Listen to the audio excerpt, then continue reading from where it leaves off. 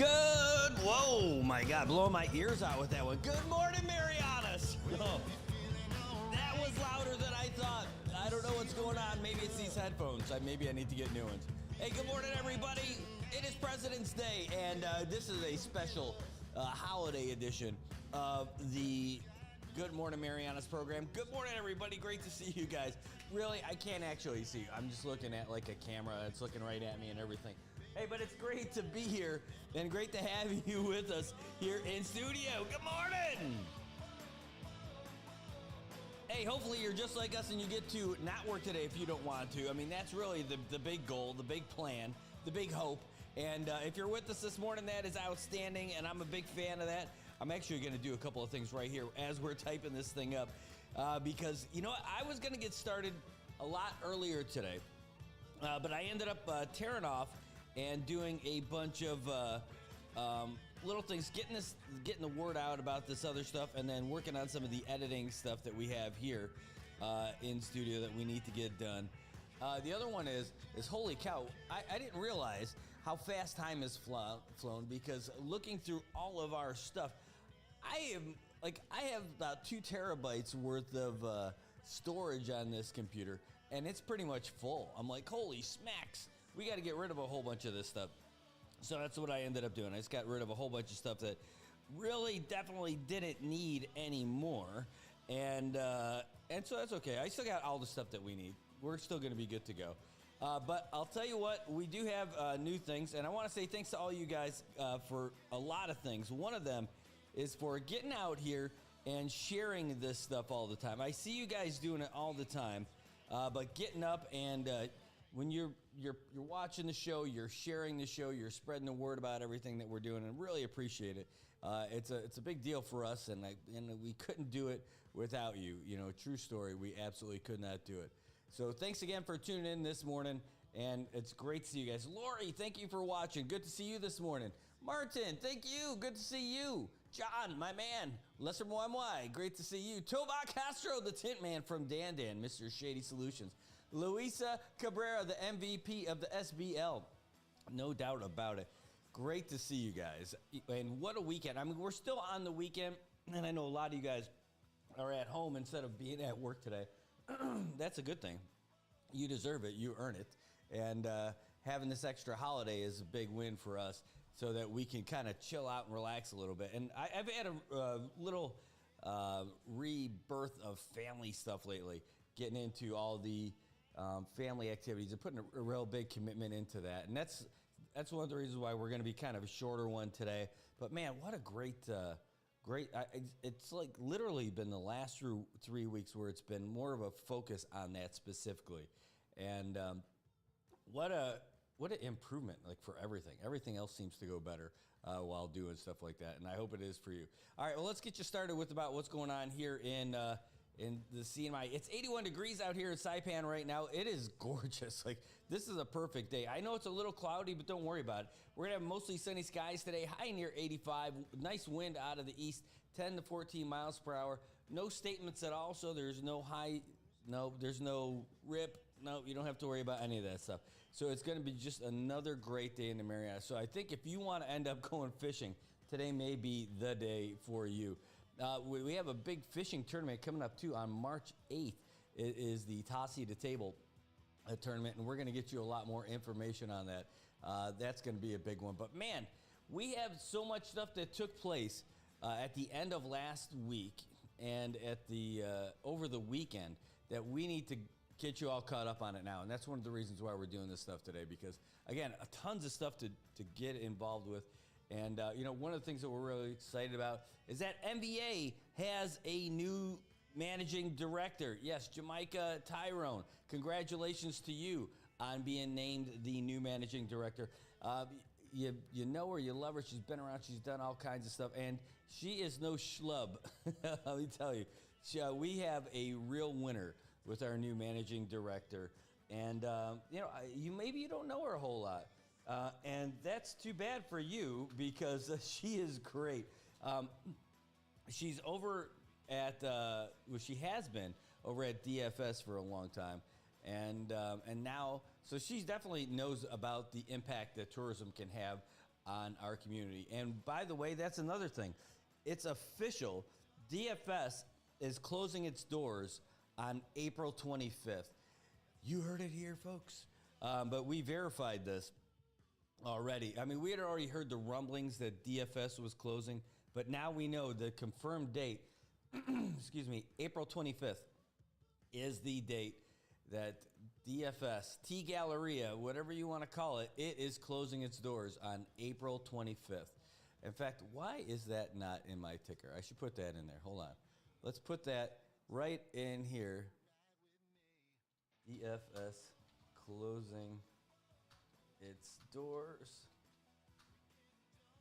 April 25th.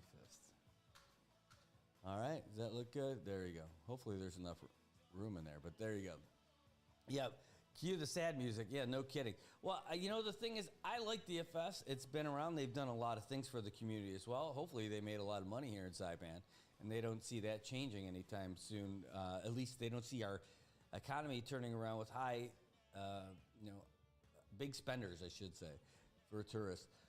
So they are pulling their chute, but apparently we're not the only one. Apparently, it's like a regular thing that's happening all over the place. In fact, I've seen a couple of articles about it recently that explained something just along those lines. And you know, that's a shame that we don't have the same kind of big spender. So now there's the real pivot, pivot toward folks who don't spend as much money, but they're still coming here. We got to make them feel like champs. So how are we going to do it? All right, well, I don't have that answer. Don't ask me, but I'll tell you who you can ask. You can ask our new managing director for DFS. Anyway, so she was the assistant general manager for operations at DFS Group Limited.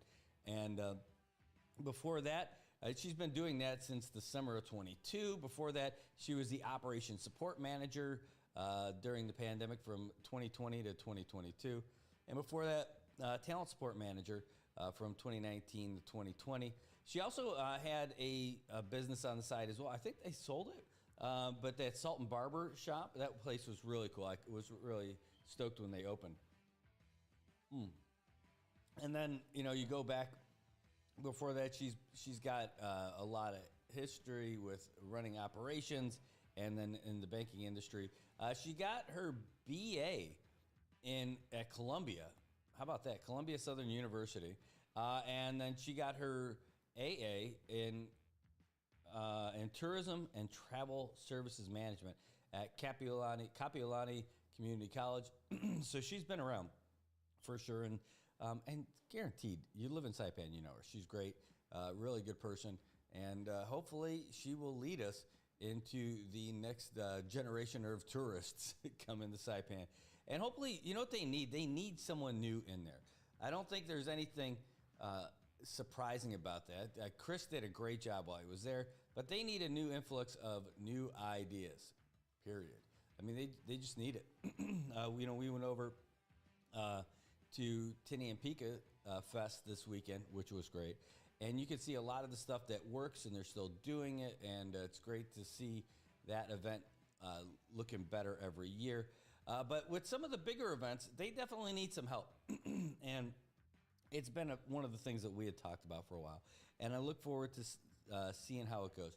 Really, the managing director puts such a big thumb on the scale of how things go over there. And I'm looking forward to seeing how it works. Now, I know that managing director, though, they kind of serve at the pleasure of the MBA board of directors.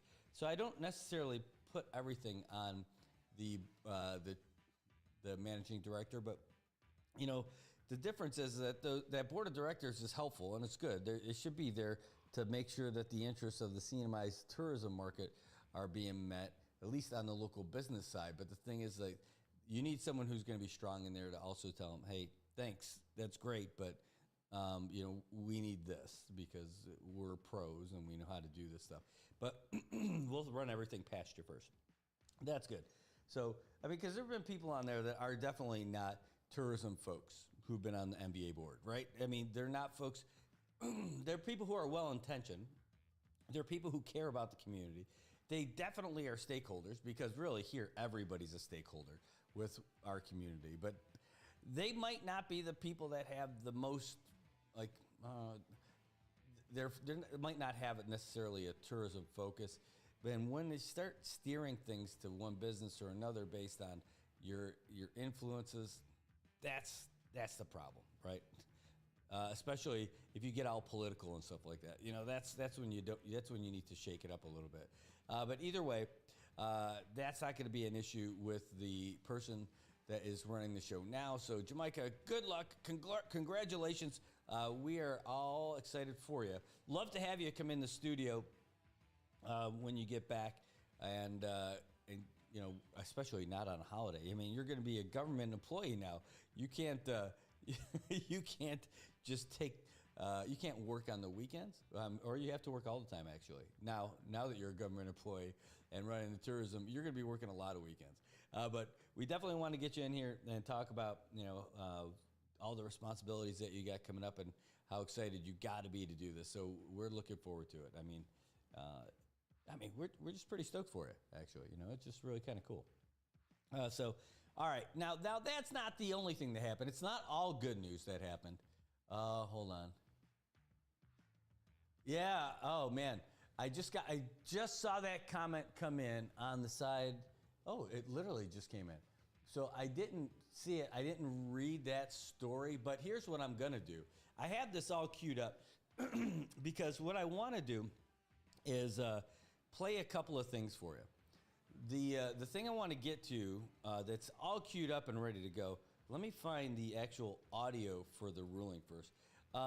Over the weekend, it started building up a little bit, where they pre-filed first a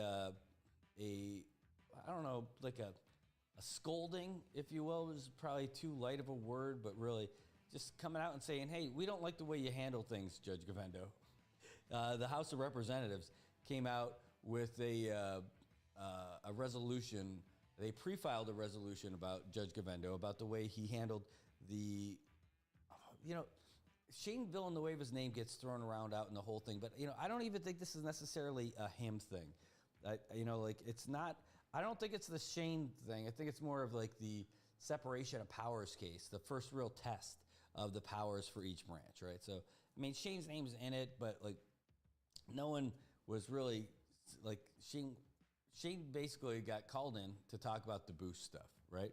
And his legal counsel said, hey, you don't talk about this. You plead the fifth so you don't talk about it. And he's like, all right, deal. So, he answered every question about that. He started to talk about it a little bit, but the lawyer told him, hey, don't answer anything except for, hey, on advice of me, you can't do it, all right? Or don't do it. All right, so basically warned him and said, hey, don't incriminate yourself with your own testimony here. Just do this. So he ends up not answering anything. And the House of Representatives not happy about it at all, right? So they find him in contempt. They throw the charges over to the Attorney General's office. Attorney General lobs charges in court. And now, after a long time, they go to court to talk about it. And so they say, all right, well, we're not going to find you in contempt. But they're saying that they could bring the charges again, right? So it's not like he's convicted of doing some heinous crime. He didn't get convicted of anything. But it's not like he was charged with any heinous crime. It was just the contempt of the legislature. And so that's why I think it was more of the separation of powers thing, like, because can they compel somebody to talk at the legislature? If they call you in front of the legislature, can they compel you to give testimony about whatever it is that they're investigating, right? Well, according to this, kinda.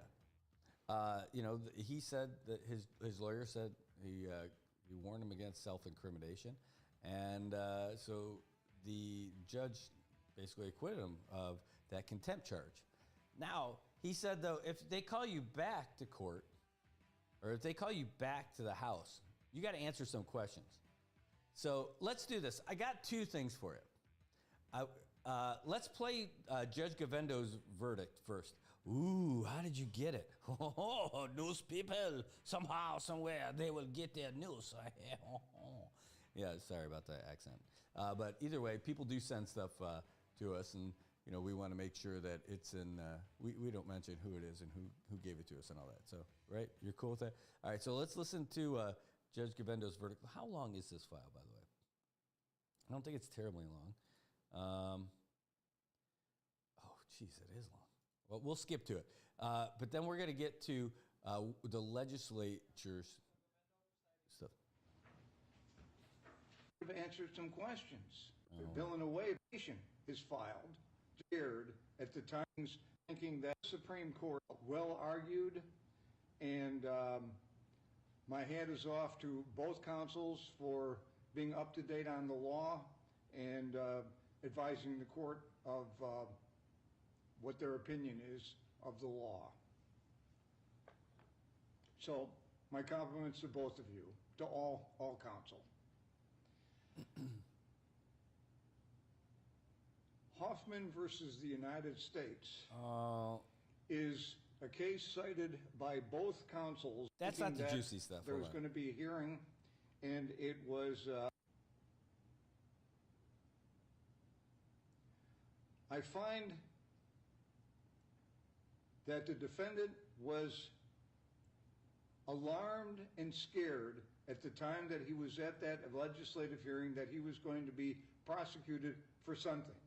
Although his attorney didn't tell him what it was going to be, because he probably didn't know what it was going to be. The way you find out that you're going to be prosecuted is that an information is filed, just like it was in this case, saying he's being prosecuted for contempt of the legislature. But no information had been filed. So his attorney couldn't tell him what it was, but it was enough to frighten Mr. Villanueva to the point where he pled the Fifth Amendment. Was that reasonable? Well, the prosecution thinks no. He still should have answered some questions. But when somebody is put in that position and they're advised by their attorney that they're going to be prosecuted for something, you can't blame them for being a little bit scared, wary, and the attorney says, plead the Fifth. And that's exactly what Mr. Villanueva did. He exercised his right to plead the Fifth Amendment. And for that reason, I find Mr. Villanueva not guilty of contempt of the legislature. Now, let me add a few other things to this, because we've gotten into a lot of things. The defense, one of the things the defense was arguing is that the legislature had no right to do any of this stuff that they were doing. Wrong. The legislature had every right to do that, and Mr. Villanueva, no doubt, there's absolutely no doubt in my mind that this legislature that's in session right now is going to call you again. I have no doubt about it. None whatsoever. Although I don't have any information, it's just common sense to me. So bring your attorney with you the next time, and when you're asked certain questions, if it's not going to affect your criminal liability, answer the questions. Answer the questions. Otherwise, you're going to go through this whole thing again and again and again. And we've all got better things to do than to have contempt of the legislature. By the way, most judges will tell you right away that they are not there to give you legal advice. Right? I mean, when you go to court, they don't give you legal advice on how to proceed on things, but he's telling you right there. Let's get back to it. Charges in this court. This is the first one that I know of. This is the first time, and I've been a judge now for almost 22 years, that the whole Fifth Amendment has come up as a defense. It's just not something that happens all the time.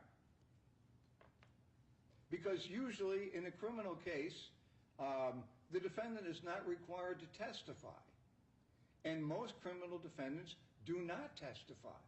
And the burden is on the prosecution. When there's a jury, the jury is told Just because the defendant did not testify, he exercised his right not to testify, and therefore you, members of the jury, cannot hold it against the defendant.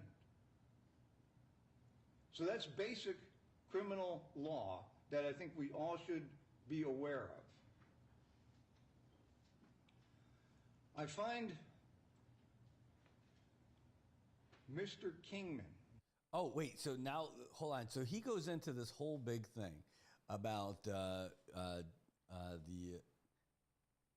not AUSA, because that's the federal part, but Assistant Attorney General Jim Bob Kingman, and he starts laying into him and saying some things. Now, what's interesting about this is that whenever he brought anything up about him in court, he was not able. They tried to answer back, and they would not let them speak about anything because there were all these objections over and over and over again. So let's get to this part. This is now we're going to go and show you what happened at the legislature. Hold on, let me go to the share screen for you so you can see it. This is what happened. Can I get this on here? No, that's not the right window. Hold on. I want you guys to be able to see this. Where's the YouTube screen? This one? No, wrong one. Well, thanks for hanging out while I figure this out. I can't believe I'm... Is this it? There we go. All right. Let me just put a fancy little thing on here. Okay, so now this is what happened at the legislature on just before the weekend when they made their... well, listen to the floor leader, Marissa Flores, talk about it. Thank you, Mr. Speaker. I move for the adoption of House Resolution 24-3, a House resolution expressing profound gratitude to Paul Atalik Magnolia, his wife Lydia Manabusan Magnolia, and their children Deanna, Paul Jr. Okay, that's Dan, nice, but that's not the one we'll with go the for. people of the Commonwealth of the Northern Mariana Islands and extending. Speaker, I move for the adoption of House Resolution 24-4, a House resolution objecting to the acquittal of Shane Blanco Villanueva on charges of legislative contempt, urging the CNMI Attorney General and the U.S. Attorney to investigate and prosecute any and all CNMI and federal crimes related to the BOOST program, condemning the demonstrated bias against CNMI Assistant Attorney General James Kingman, denouncing the denial of due process with respect to the Commonwealth's ability to effectively prosecute its case, and urging the judiciary and the CNMI Bar Association to review and investigate Judge Kenneth L. Gavendo's in-court comments made in criminal case number 24-0028, as said comments undermine public confidence in the judiciary's impartiality and reflect a personal bias that was unbecoming of a member of the CNMI judiciary. So move. Thank you, Floor Leader. A motion has been made for the adoption of House Resolution. Now let's listen to the comments about that. So basically, she's like, I don't agree that you should have acquitted him, right? Which, that's fine, but that's strange that they would end up normally, like the legislature would not get involved in the courts, right? That's not their role. They don't get involved in all that stuff. But they are about this, especially because it goes directly to their ability to call people in front of their body and ask them questions. So really, that whole thing is about, one, we don't like the way you talked about our Attorney General, our members of the Attorney General's office. And number two, you can't infringe upon our rights because of the separation of powers. You should let us be able to question people, right? So that's what they're saying.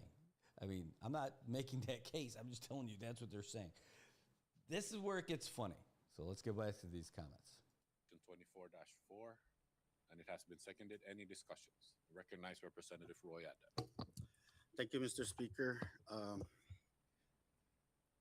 Just stating my opinion for the record, I am opposing the House Resolution 24-4.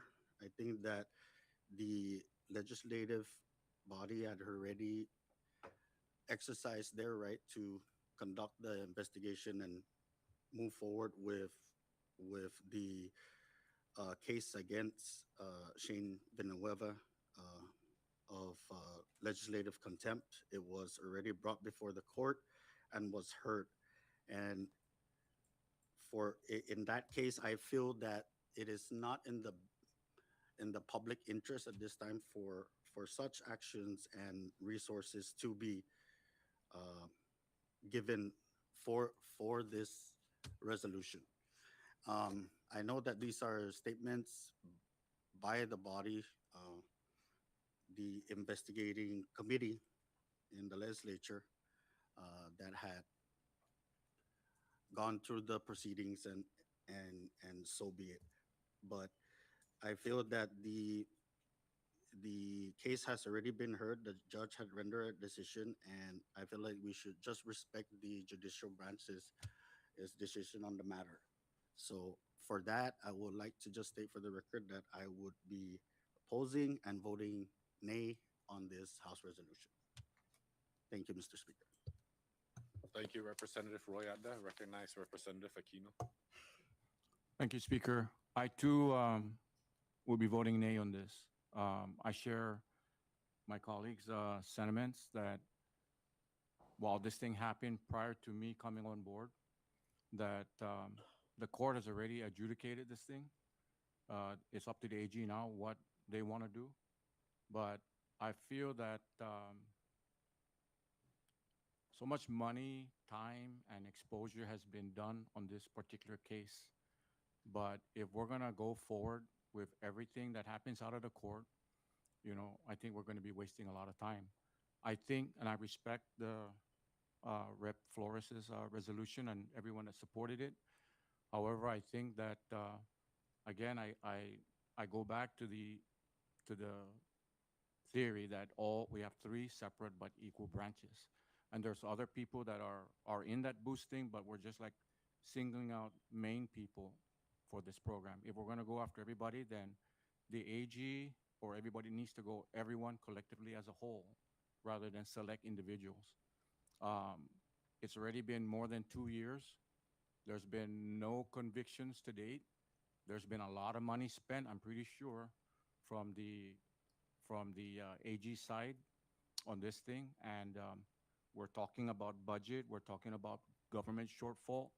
At what point, as stewards of the public funds, are we going to keep on going into this thing?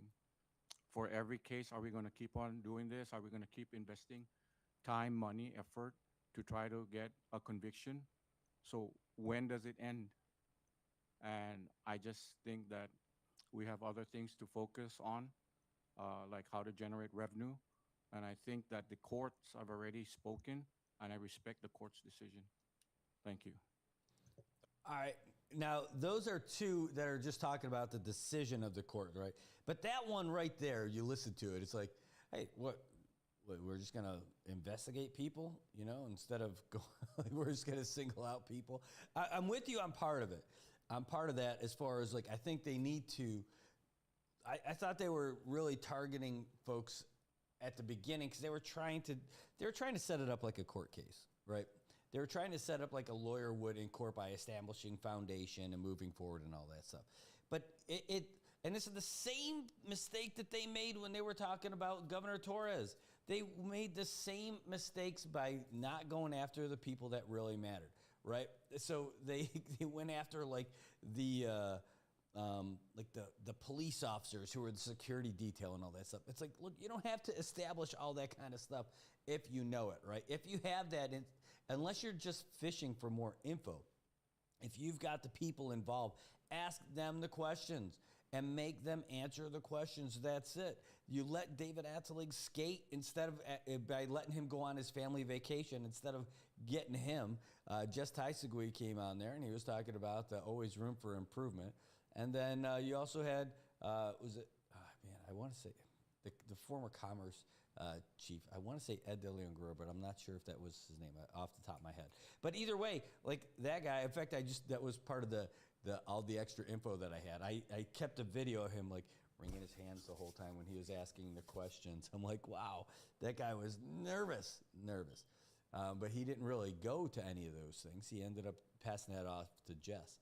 So then they go to these guys, and they were not able to go forward. You know, like his argument, what he just said, Rep Aquino, just said, well, it's been 2 years, sir. There haven't been any convictions today. Well, no crap, dude, because what happened when they got stonewalled by these guys, when they went to the house, they weren't able to get any more information.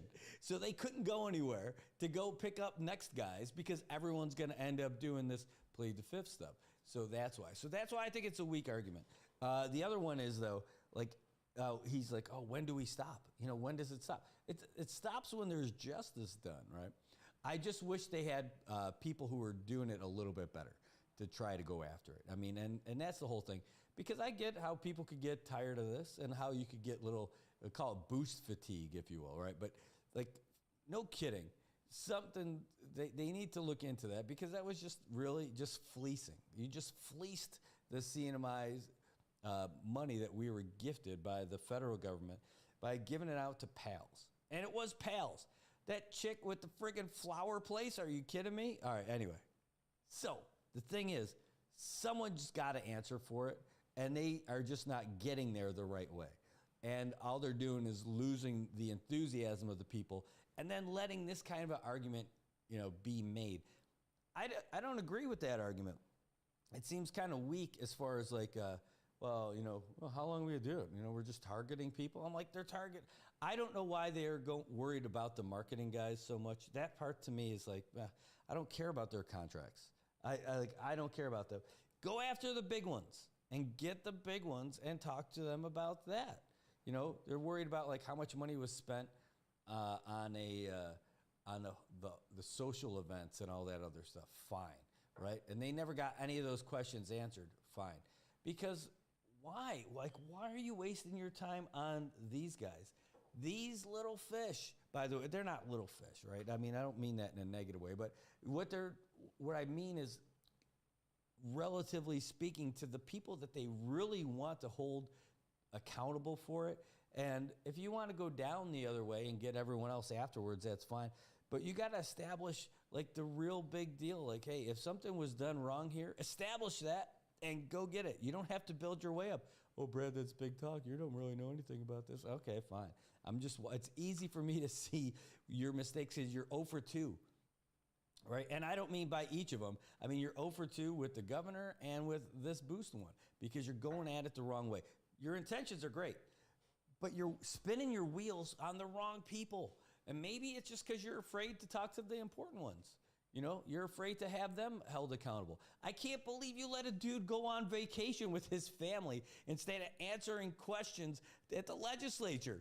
How, you know, like, it kind of makes it like if you are about to like hold the judge accountable for saying, hey, you need to keep us as, you know, you need to allow us to hold people accountable if they don't answer questions. That's cool too. But like, you didn't even hold them accountable. You let that dude go on vacation with his family. Well, it was previously, yeah. So what, dude? You're talking about criminal stuff. You know, do you think the judges, like, you don't have to go to jail yet because you got your family? No. Yeah, like Judge Camacho says, hey, this is not like this is not a hotel where you can check in and check out when you're ready. No, you're going to jail today, and then that's it. All right, so that's one. But number two, the other part that and this goes to both of these guys, I appreciate them saying that they don't want to get into commenting negatively about the rulings of a judge because they want to let them keep their rulings separate. Right? I get that because the separation of powers and all that. I totally understand that. Totally understand that. But the problem is, and maybe it's the wording of the resolution. Maybe it's the wording of the resolution that what gives them the ability to feel comfortable saying that they don't want to say anything negative about it. Because it's kind of just the opposite, right? It's kind of the ruling, is that the judge is saying that, you know, I guess they don't have to answer anything. They're just saying, like, he's like, well, you know, if it's not anything that's not going to be incriminating to you, you got to answer that question. You know, he kind of gave him a gimme. Like, he kind of gave the ruling of, like, a parent, you know, saying, all right, look, I know what you're. I don't agree that you shouldn't have said anything, but you should have said something here, right? But I'll give you a pass this time. And if they call you back, you got to answer the questions, okay, buddy? Go on, go in there. So hey, that's cool. But the legislature is upset because, all right, so well, that's what the contempt was about. So why are you calling it contempt? So the legislators maybe should have worded it a little bit more neutrally as far as like going after him for all the other stuff, right? Maybe it's a separate resolution, but the one about saying, hey, like if the hill that you're going to die on, right, or you're going to fight for is, hey, we need to be able to hold people accountable when we call them. They have to answer us. And if they don't answer, we have to hold them in contempt. And the court should absolutely stand behind us on this. Now, if that was the resolution, maybe you're not going to get this. But look at those two guys. I wouldn't imagine, and they're not the only two. I also see like Patrick Can Nicholas over there is going to say something. Why is he can? Because that dude, that's a feel like he's always got a can of something before every session. So I think that maybe it's just the wording. If they worded it to the point of that you need to let the legislature do its job and you need to honor the legislature's ability to call people and hold them accountable or have them answer questions, then that might be where you get a little unity amongst these. Because otherwise, all these guys who are part of this are the guys who are part of that team the whole way, right? That's why this is split along the political lines. All right, so that was the end from Rep. Aquino. Let's see who comes up next. The floor is still open for discussions. Recognize Representative Ralph Lee. Thank you, Mr. Speaker. I am supporting the resolution. It's true we are equal branches, but the courts also have to determine. I know they made a decision. We respect that, and that's final. But the courts also have to define the difference between contempt of court versus contempt of legislature. So what the court did to the committee is it tied our hands. So that means we can't investigate it anymore because everyone have seen what happened, and that's not fair. It is equal branches. They should respect our rules. With regards to the acquittal, that's all up to the judge, and he made his ruling on that. We respect that, but I don't believe they went over in details as to what is contempt of the legislature, and that's what needs to be defined, and it's very important because it's interfering with our powers to investigate. So if we do plan to investigate anyone, they're already gonna say no, right? So that I don't think that's fair. They need to go back, and that's why I'm supporting this resolution. Thank you. So that's it. Like, so when you listen to Rep. Umel there, like, if that was the only thing that was worded in there, I think that you have to get unity from everybody. Like, the entire legislature should be behind that because, again, that whole thing about tying the legislature's hands. But the problem is that when you throw in a little zinger, they're like, yeah, let's also do this. Keep them a little bit separate, and you're gonna get people to go along for the ride. The only politics in there is that, like, all right, so the guys who were part of the boost team, they're probably getting some pressure from the Republicans, say, hey, yeah, let's kill this thing. We don't want this. I mean, like, because they're hearing it. The Republican Party who were part of this, and they were part of this. Let's not be silly here. But they want this thing to go away too, right? They want this whole thing to go away. So by bringing in like certain little zingers for the judge on this one with regards to the way he went after it, that's the problem. But either way, so you left the door open just enough for the guys on the other side of your aisle to give themselves like a little bit of a breather. Okay, let's see who's next on tap. Thank you, Representative Umel. Floor is still open for discussions. Recognize Representative Fattah. Thank you, Mr. Speaker. And I like Rep Hume was in support of this resolution because the whole issue here is the contempt of the legislative process, and I believe that the decision was in that in that proceedings in the judicial branch. Although I respect the decision of Judge Govendo and during those that hearing, but it seemed more like a criminal case in regards to stealing, and it wasn't. Shane Villanueva wasn't handpicked out of the individual. Shane Villanueva's name popped up towards the end of the original investigation in the 22nd legislature. That's the reason why Shane Villanueva was called in, and his name popped up from Bank of Saipan as the person reviewing the fisheries farmers and uh, ranchers program. So it wasn't that Shane Villanueva was handpicked. There is a list of individuals that were going to be brought in and questioned regarding the boost program. I know that one of the arguments in court was that we cannot appropriate federal or the ARPA monies, but there was legislations that were produced to allow the legislative body to be a part of that appropriating authority. But what they didn't answer that in that specific question is if we misspent federal money, at the end of the day, it's going to be the central government that's going to have to pay back those monies to the federal government. And this body is going to be obligated to find the money to pay back the federal government. So if you're going to strip away our authority in regards to contempt, and Rep Yumo's right, any future investigation when they're misspending funds or there's some type of corruptions within the government, nobody's going to respect the legislative branch and its authority to investigate how monies are being spent. There's not going to be a true transparency for this legislative body.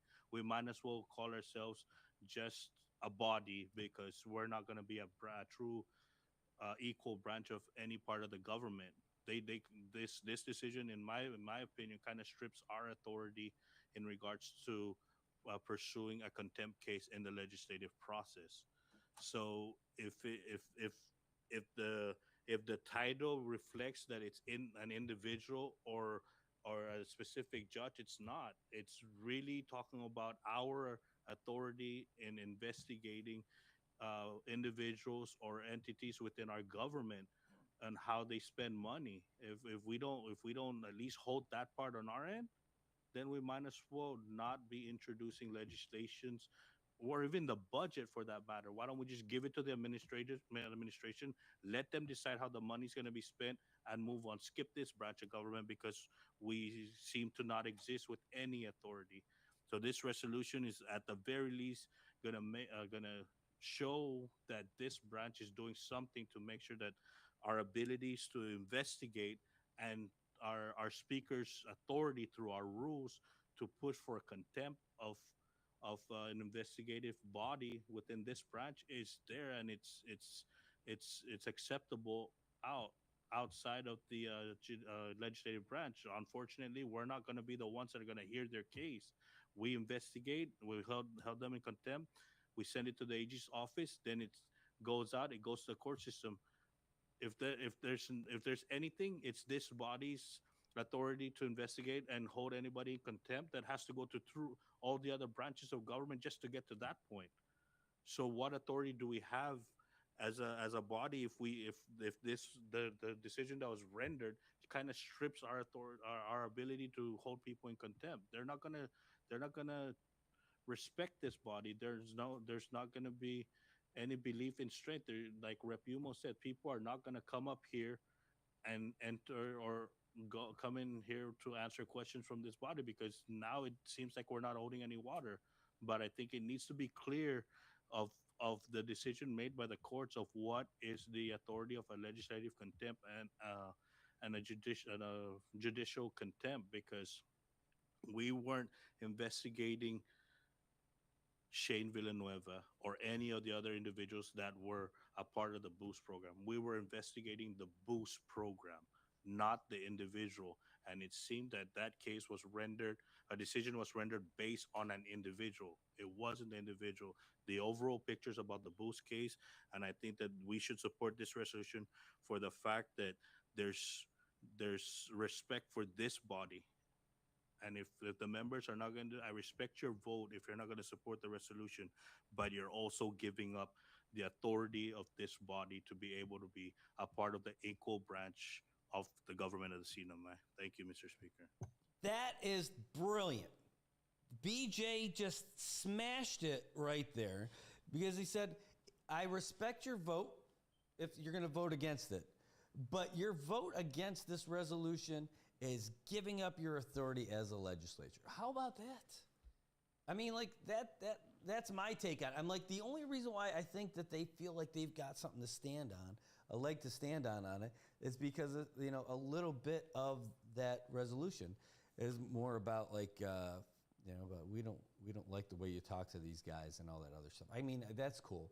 But like the thing is, it's more about they're taking the power away from the legislature to compel people to talk. That is the problem.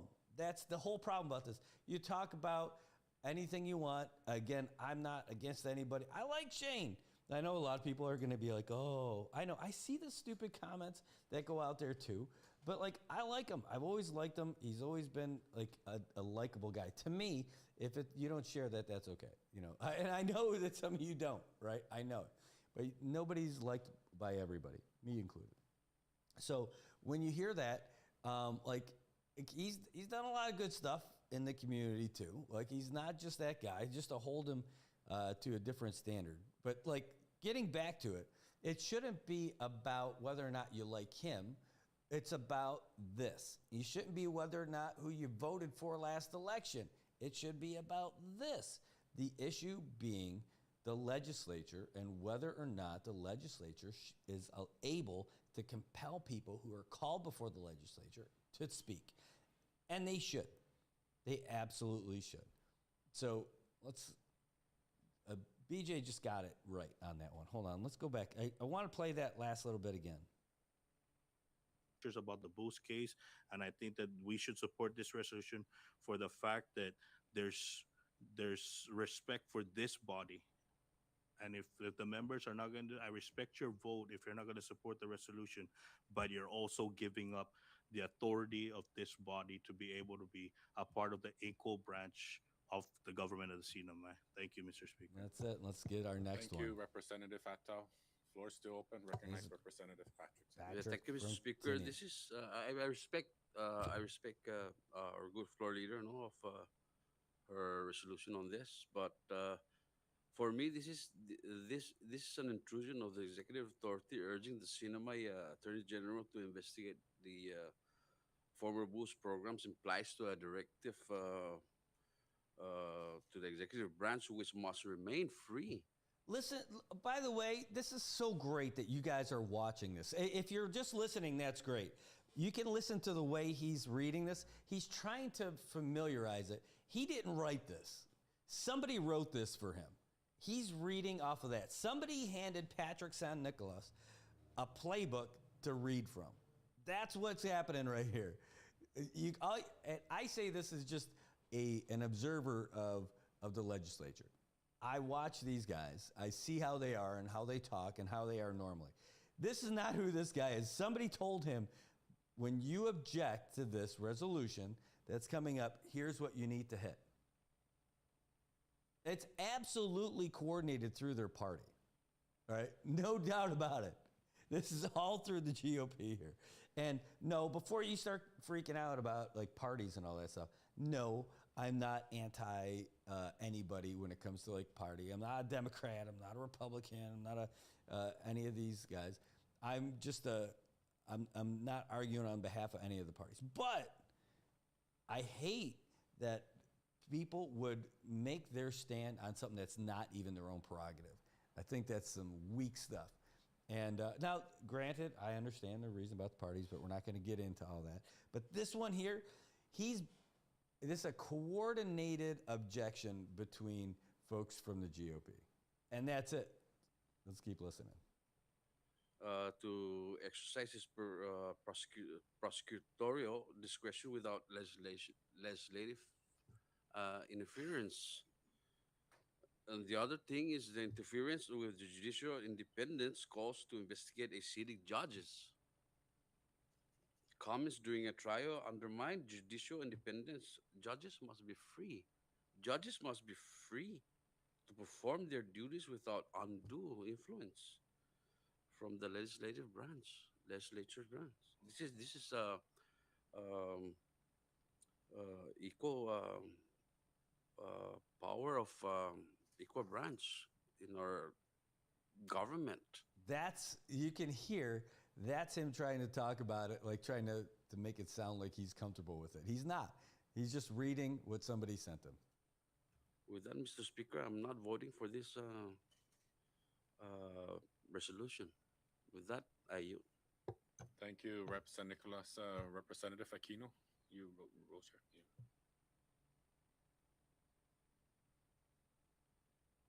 Representative Audan. Thank you, Mr. Speaker. I support that resolution. And just to make clear, no, yes, we are all equal branches of government, but the legislature, under the Constitution, we have the power.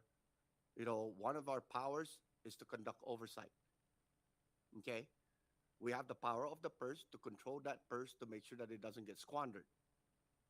Right now, we also have the power to oversight to make sure that we can investigate those funds to make sure that it's going to where the purpose of those funds were collected to begin with. Now, let me just read something. Lawmakers' unique power and responsibility to conduct legislative oversight. Our constitutional system grants Congress and the 50 state legislatures a unique power to conduct far-reaching public investigation into important issues and, when necessary, to compel people to share documents and provide testimonies. Lawmakers examine a sweeping array of societal concerns, which is majority of the time, it's always about the money. Okay? Existing government programs, boost, private sector abuse. Whoever it is that was contracted to do that is a private sector, right? Disasters, crisis, scandals. Armed with facts gained from legislative oversight, can establish new or improve existing government programs, better allocate taxpayer dollars, address abuses, and provide needed checks and balances across the government. That is the purpose of oversight. It has nothing to do because of one individual. It's what that individual did with that taxpayer money. And it is our job as lawmakers to conduct oversight, whether we like it or not. And to any individual that is playing around with taxpayer dollars. It's not the individual. It's about where are the taxpayer dollar being spent and how it is being spent. And for somebody to say that, oh, no, you shouldn't, no, we have every right. We have every right to question everybody. We have the right to question the governor. We have the right to question, the judiciary branch. That is the power of being in the legislature. So I do support this resolution. And I highly recommend, I'm not a constitutional lawyer by no means, but I do read my responsibilities. Thank you, Mr. Speaker. Now, you hear that? So, yeah, I know he was reading that too, but he was reading that specifically about his, like the job titles and the responsibilities for legislature. I get it. But he nailed it right there. He's like, hey, you're saying like, hey, shouldn't we let it go? Isn't it about time? How far are we going to look into this? Isn't it enough already? No, he's saying it right there. He's like, hey, our job, our responsibility is the oversight of the use of taxpayer dollars, which are allocated by the legislature. I mean, it's right there. So anyway, the only people who voted against it were not voting because of how they probably personally feel about it. They're voting that way based on what they're pretty much instructed to do. Now, and there's good folks who are there. I mean, like, like that. This one absolutely needs to go. The boost investigation. I know. Oh, it's been so long already. Yeah, and they haven't finished it.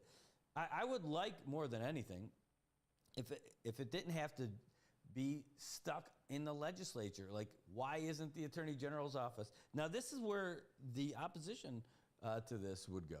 Why isn't the Attorney General's office looking into this? Yeah, great question. Why isn't the Attorney General's office investigating this? And that goes to their whole thing that they tried to do by giving them subpoena powers to get that kind of information. And what did they do when they asked for subpoena powers at the AGs? They got crapped on by all these defense attorneys. Said, no, it would be terrible if we did this.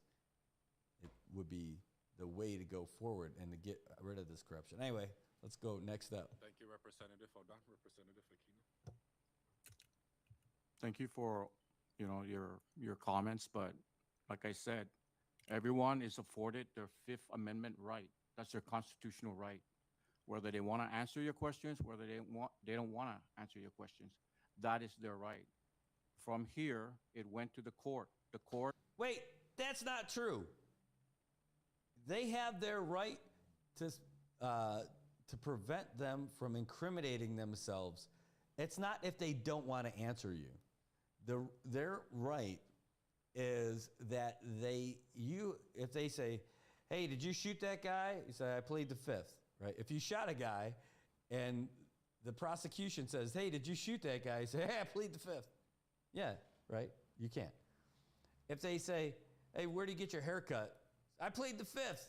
No, you can't. You're trying not to incriminate yourself is what that was about. And they were not, again, he's saying that he wasn't the one who was under investigation. It was the program that was under, that's the semantics thing that they're talking about, right? And so that's how the ruling went. And that's why the judge said, I don't think you purposefully evaded everything because you just wanted to be a jerk. I think you were just afraid that you were under investigation, and that's why you said no. So I'm going to give you a pass. But when they call you back in, and you got to answer those questions. All right, so that's kind of how that went down. Anyway, but listening to this here, it's like, dude, you're doubling down on the wrong thing. And I like you, man. Like, you're just doubling down on the wrong thing. Let's go back to that. Thank you for, your comments, but like I said, everyone is afforded their Fifth Amendment right. That's their constitutional right. Whether they want to answer your questions, whether they don't want to answer your questions, that is their right. From here, it went to the court. The court adjudicated. This is no different than what happened in the United States with those people that were sent to prison for not answering the questions while they pled their Fifth Amendment right. It's no different. Peter Navarro went to jail. There's others that went to jail. But if a person exercises his Fifth Amendment right, that is his God-given right. That's what I'm saying. It's been adjudicated. The court already gave their own ruling. It's time for us to respect that ruling. If the AG is going to pursue this, then I don't think he needs us to do it. The AG for himself has common sense. If he doesn't want to accept the loss, then he's going to file an appeal or he's going to go after and refer to the FBI. But I think as far as our job, it's already been done. We've already rendered our jobs, and the people cannot say that we neglected to do our job with respect to taxpayer funds. This is federal money. And if we're going to look at other things, then we should also look at every single thing where federal monies that are given to local government programs are being spent. I agree with Congressman Odon. We should look and have oversight to every little thing. The 55 people that went to Hawaii, no one here, I was from the executive branch. I know what was being said. 55 people went under the grants funding, indirect costs. The governor made it clear, when you guys come back, you have to write grants. Did we have oversight? How many people wrote grants? How much was spent? It was over 200,000. What was benefited out of it? A free trip, shopping. Are we going to investigate that? I'm just saying, guys, at what point do we say, man, let's cut our losses, and let's move on to the next one? But to just criticize the courts, I don't think that's good, and it's not right. Thank you. So again, at least on that part, the only disagreement I have is they're not just criticizing the court. They're criticizing the court, saying that they're stripping your powers away. They're not just saying, hey, I don't like that guy got a speeding ticket. Let's come up with a resolution about the court. Dude, you gotta, that's the thing. It's not about the AG fighting a ruling. The legislature here is not fighting a ruling. The legislator here is saying, hey, muchacho, to use his words. Come on, that's a deep cut. You got to know that one. You don't, come on. It's like, hey, you can't, now you're creeping on us. You got to let the legislature have their due on this thing. You can't take it away. You can't. That's what they're saying. All right, that's 100% what they're saying. Don't get it twisted, right? That's exactly what they're talking about. So maybe he's confused. He's going to be, come on, Brad. I know what I'm talking about. Okay, fine. But that's it. They're trying, this ruling could potentially alleviate you of your ability to hold people accountable. That's the argument coming from the other side of it. All right, so I feel like over a few beers, these guys would figure this stuff out. No, calm. Sit down, Mr. San Nicolas. Thank you, Representative. Who's next? Pino. Floor is still open. Floor leader. Thank you. And this is the beauty of where we sit. We can debate on issues that are critical to the needs of the public, but also critical to our powers as legislative elected officials. But for the record, for those who weren't there, for those who don't understand why this resolution is now in place, Mr. Speaker, if there's no objection, I would like to play the audio that was actually said in court so that everybody can hear it for the record. I have no objection. Proceed. Thank you. And we played it just a little bit ago. And this was the day of the court. See, our quality is actually better than theirs. Please be seated. Today is January 29th, 2025, and this is the afternoon calendar. And this is criminal case 240028, CNMI versus Shane Blanco Villanueva.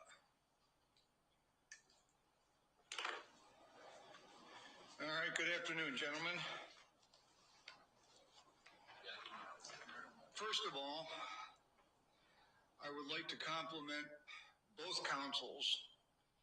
We've had a lot of spirited discussions, some interesting issues regarding the law, well argued, and my hat is off to both councils for being up to date on the law and advising the court of what their opinion is of the law. So, my compliments to both of you, to all counsel. Hoffman versus the United States is a case cited by both counsels regarding using the Fifth Amendment.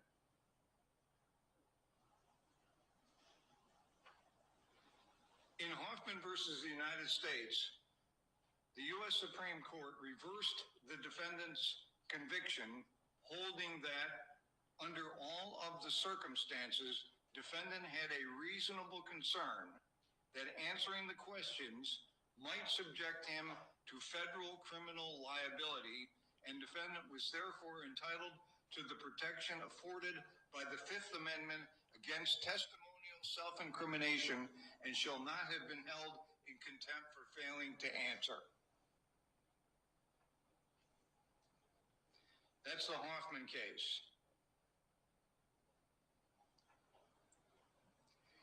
In this case, Mr. Villanueva appeared in front of the legislature on February 20th thinking that there was going to be a hearing, and it was postponed or canceled or put off to another time. And later that afternoon, he was told by his attorney for the first time that he was under criminal investigation. That was his testimony, and I believe him when he said that was the first time that he heard about it. Contrary to what Mr. Kingman said about he should have known he was being investigated by everyone. I find that to be exceptionally arrogant, along with a lot of other things that Mr. Kingman testified to. Because of that, his attorney advised him to plead the Fifth. And he did. He answered a couple questions and then pled the Fifth Amendment. His attorney was there with him at that legislative hearing.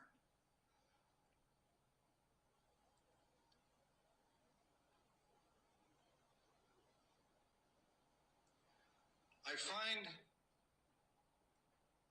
that the defendant was alarmed and scared at the time that he was at that legislative hearing that he was going to be prosecuted for something.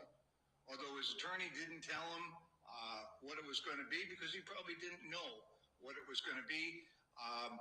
The way you find out that you're going to be prosecuted is that an information is filed, just like it was in this case, saying he's being prosecuted for contempt of the legislature. But no information had been filed. So his attorney couldn't tell him what it was, but it was enough to frighten Mr. Villanueva to the point where he pled the Fifth Amendment. Was that reasonable? Well, the prosecution thinks no. He still should have answered some questions.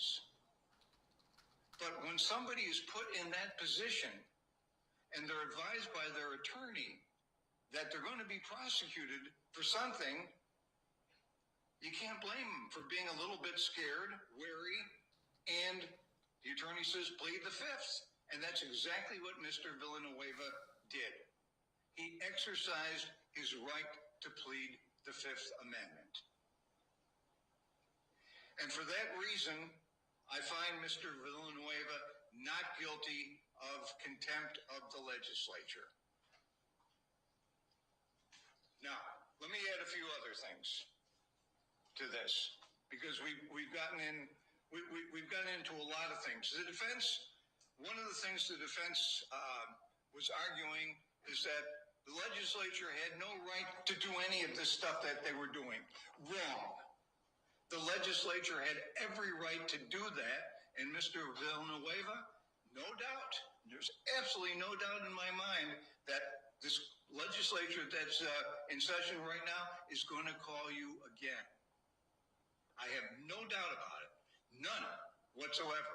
Although I don't have any information, it's just common sense to me.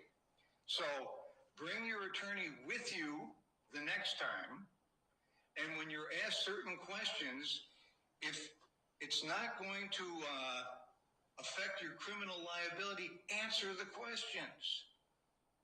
Answer the questions. Otherwise, you're going to go through this whole thing again and again and again. And we've all got better things to do than to have contempt of the legislature charges in this court. This is the first one that I know of. This is the first time, and I've been a judge now for almost 22 years, that the whole Fifth Amendment has come up as a defense. It's just not something that happens all the time.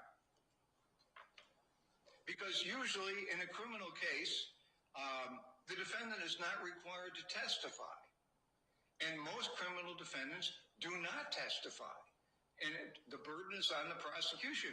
When there's a jury, the jury is told just because the defendant did not testify, he exercised his right not to testify, and therefore you, members of the jury, cannot hold it against the defendant.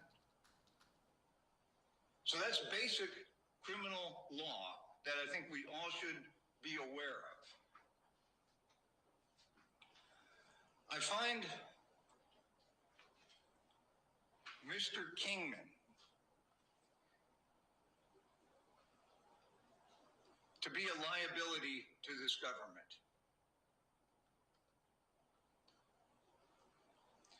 He is arrogant. He thinks he's omnipotent. And maybe it's time for him to head back to Texas. Jesus. But I want to point out, once again, to defense counsel that if he's subpoenaed in front of the legislature again, there better be more forthcoming from him.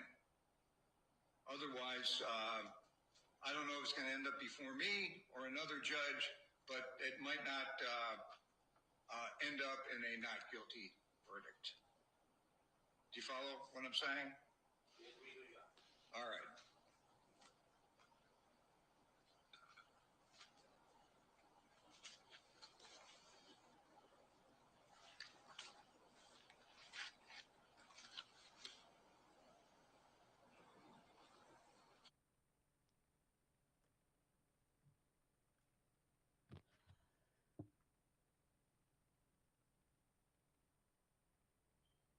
Thank you, colleagues, for just allowing that voice audio transcript. Now, the case was open to the public, but it wasn't open to the legislators. We were there. We were told to not be present in there. And we weren't sure why, but we respected the court. The question now, as I will say, I'm not going to pose a question, but I would have to support this bill, and I would like to thank my colleagues, Representative Yumo and Representative Attel, for eloquently stating the reason and the importance of this resolution. Now, do I think it's okay for a sitting judge to make such slanderous remarks and racist remarks? Absolutely not. And that is part of this resolution. Now, just like a budget, right? We can't vote in part, nor we can vote for this resolution in part. But that does not represent the judicial branch. They have canon laws that they are to abide to, and that is one of them. To uphold that, your place in that bench in a respectful and in a manner that is upholding of such a prestigious seat. So with that, Mr. Speaker, I hope and I ask my colleagues to please support this resolution, because at the end of any day, this will now determine, after us, we're all here on borrowed time. So if anybody out there might have a child that's going to run for political office or what is the standard that you're setting for this branch? This branch is just as important and just as responsible. And we have an obligation. So Rep. Attal and Rep. Yumo, thank you so much for indulging us. And you are correct. And I stand with you in support of this bill, in this support of this resolution. Thank you, Mr. Speaker. I yield my time. Thank you, Floor Leader. And so that I thought was pretty solid, except for it might be a little much. I don't know that that would be a racist comment coming from Judge Govendo on Jim Kingman. It's not like, and if that cracker ass guy, so I don't know if it was racist, but he did say some crappy things about him for sure. Like that's like a whole nother thing. That's for the Bar Association. I would literally stick with just the facts about the ruling, right? If that's what they want to do. So let's get in. Looks like Roy Add is about to get up here. Representative Roy Adat. Thank you, Mr. Speaker, and thank you for the audio, Floor Leader. I'd like to move to end debate and go on a roll call vote. Thank you. All right. Any objection to that? No objection. Any further discussion? I'll do last two discussions and then we'll go ahead and proceed for the vote. Representative Beneventi, then Point of order, Representative. Mr. Speaker. Point of order. I think we already decided to vote. Okay, yeah, you're right. Thank you. Thank you for that. I apologize, Rep. Aquino and Rep. Beneventi. Yeah, we had no objection to end debate. So debate's closed and you're calling for roll and we had no objection to that. So clerk, please call the roll for House Resolution 24-4.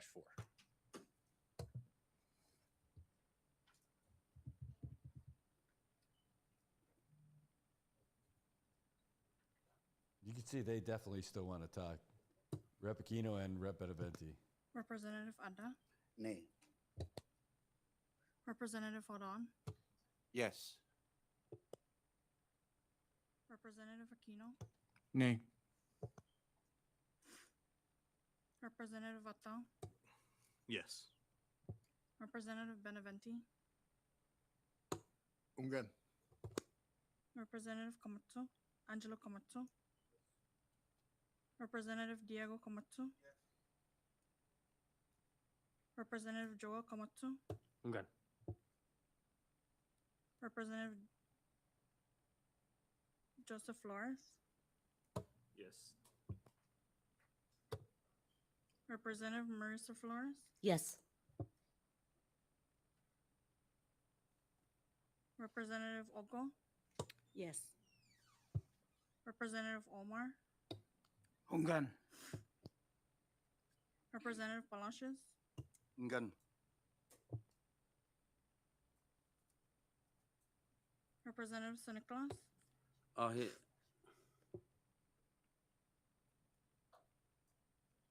Representative Yanktamai, Aware. Representative Yomo. Mr. Speaker, Yes.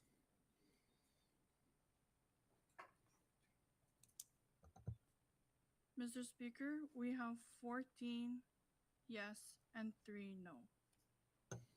Thank you, clerk. With 14 in favor, House Resolution number 24-4 is hereby adopted. Thank you. Isn't that weird though? Like, isn't it weird that that's the line that it went down? It was like, why would this be along political party kind of stuff? That's the part that gets me. Like, I just don't get it. Like, for this kind of item. Like, if it was really, is it just because they don't talk to each other? Is it because they don't see eye to eye on something? Or is it just the ideology to try to protect somebody over the body? Like, I don't get it. This, to me, shouldn't be a political party kind of conversation. It shouldn't be. This is literally about, has nothing to do with the party, but everything to do with, the standards of it. So let's go back to it. Floor leader. Sorry. Thank you, Mr. Speaker. At this time, I move for the adoption of commemorative resolution number 24-1, a House commemorative resolution to recognize and commend Dr. David S. Oh, yeah, we're not going to get into that one. That one's not nearly as exciting. So that's that, right? That's the big thing. All right, so I do want to talk about another one. Like, that's not enough, right? We spent a little bit of time on that. So I want to say thank you guys for being along for the ride on that one. You know, it's a bigger one that we haven't even talked about. We haven't even talked about the budget. And that's a big one.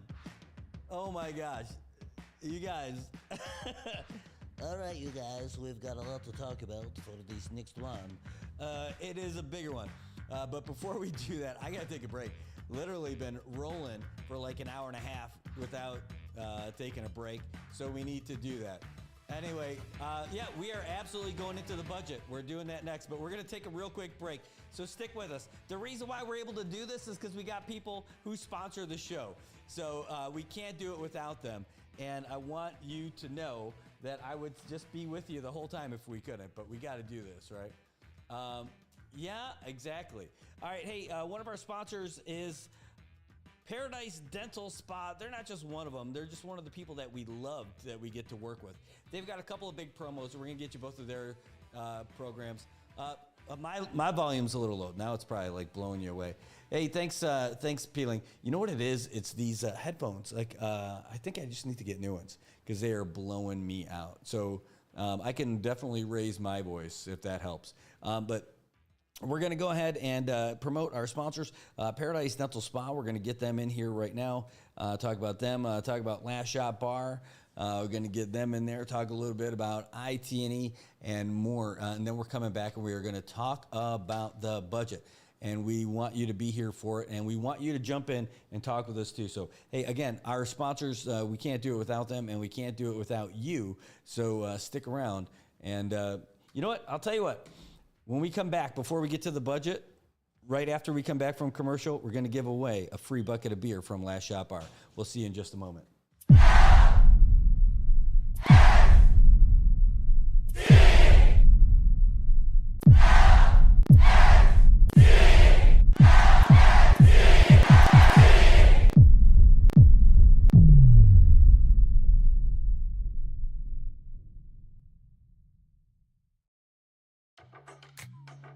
Hey, I'm Coach Derek Cutting, the owner and founder of Laddie Built Fitness.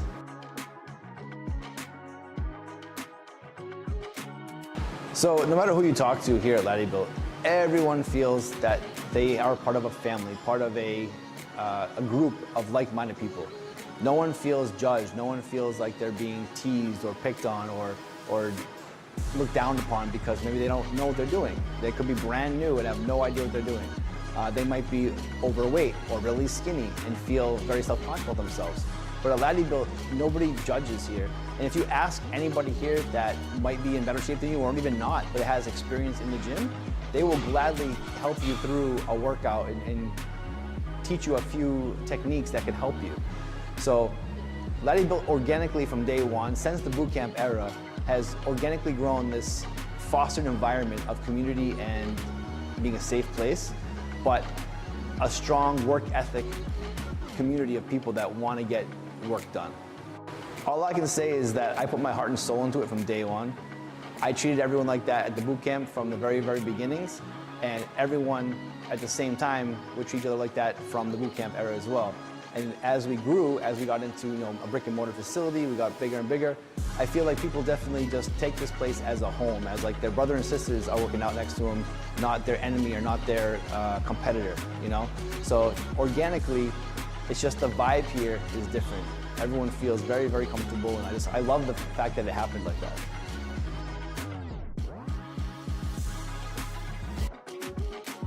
Got Medicaid? Paradise Dental's got you covered. We've got you covered from the moment you walk in the door with some of Saipan's best smiles. Medicaid covers your fillings, your extractions, and your checkups with no out-of-pocket expense. And Medicaid covers all of your x-rays without any additional cost to you. So remember, if you've got Medicaid, you're covered. Don't wait for a toothache. Call Paradise Dental today. Come here often.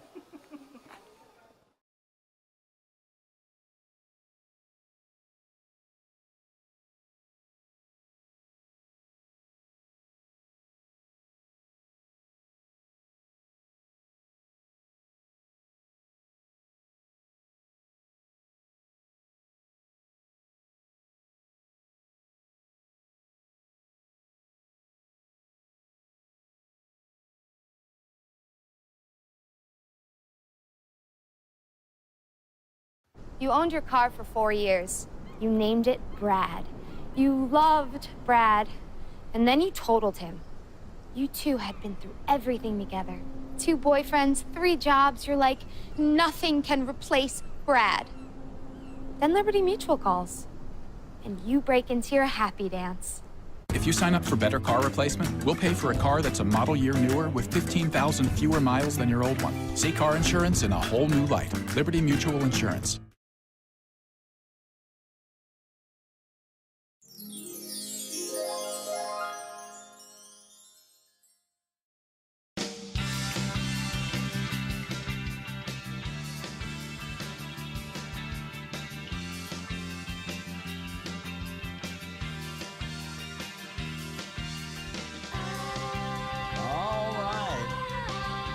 back, Marianas, and I have found out that it is 100% definitely these headphones. Let me try something for a second. All right, sorry about that feedback, but there we are. We're back a little bit. Welcome back to all of you. Now I can hear a little bit more about why my audio was the way it was, but I don't really love this big old bulky looking headphone thing, so I might have to go back to it. But either way, we're going to go down to the old store and get us some new little earbuds because it's a little bit crazy out here. Anyway, great day that we got today and a good show so far. We're going to get into some of the other big spots. Again, today was Let's Talk Turkey Day, right? So we're going to be talking about the budget next. Ooh, bum, bum, bum. And we're going to take it over bit by bit. We're going to go over like each little part of it because it's a big deal. I'm just pulling it up right now because we ended up doing a video about it with Senator Babauta with her reply on it. And we're going to get into some of the House's takes on that too. Actually, I got to find the House's take on that one. But that was the big deal. So let me pull this up real quick. The governor's side, government side. Dispensa. Is this the one right here? No. But that's the big thing. I got a message from one of you guys saying, hey, can you believe what we got going on today? I'm like, yeah, we haven't even talked about the budget. Is this it? 2.7? No, that was not it. Before the weekend. I've got it under here, I believe.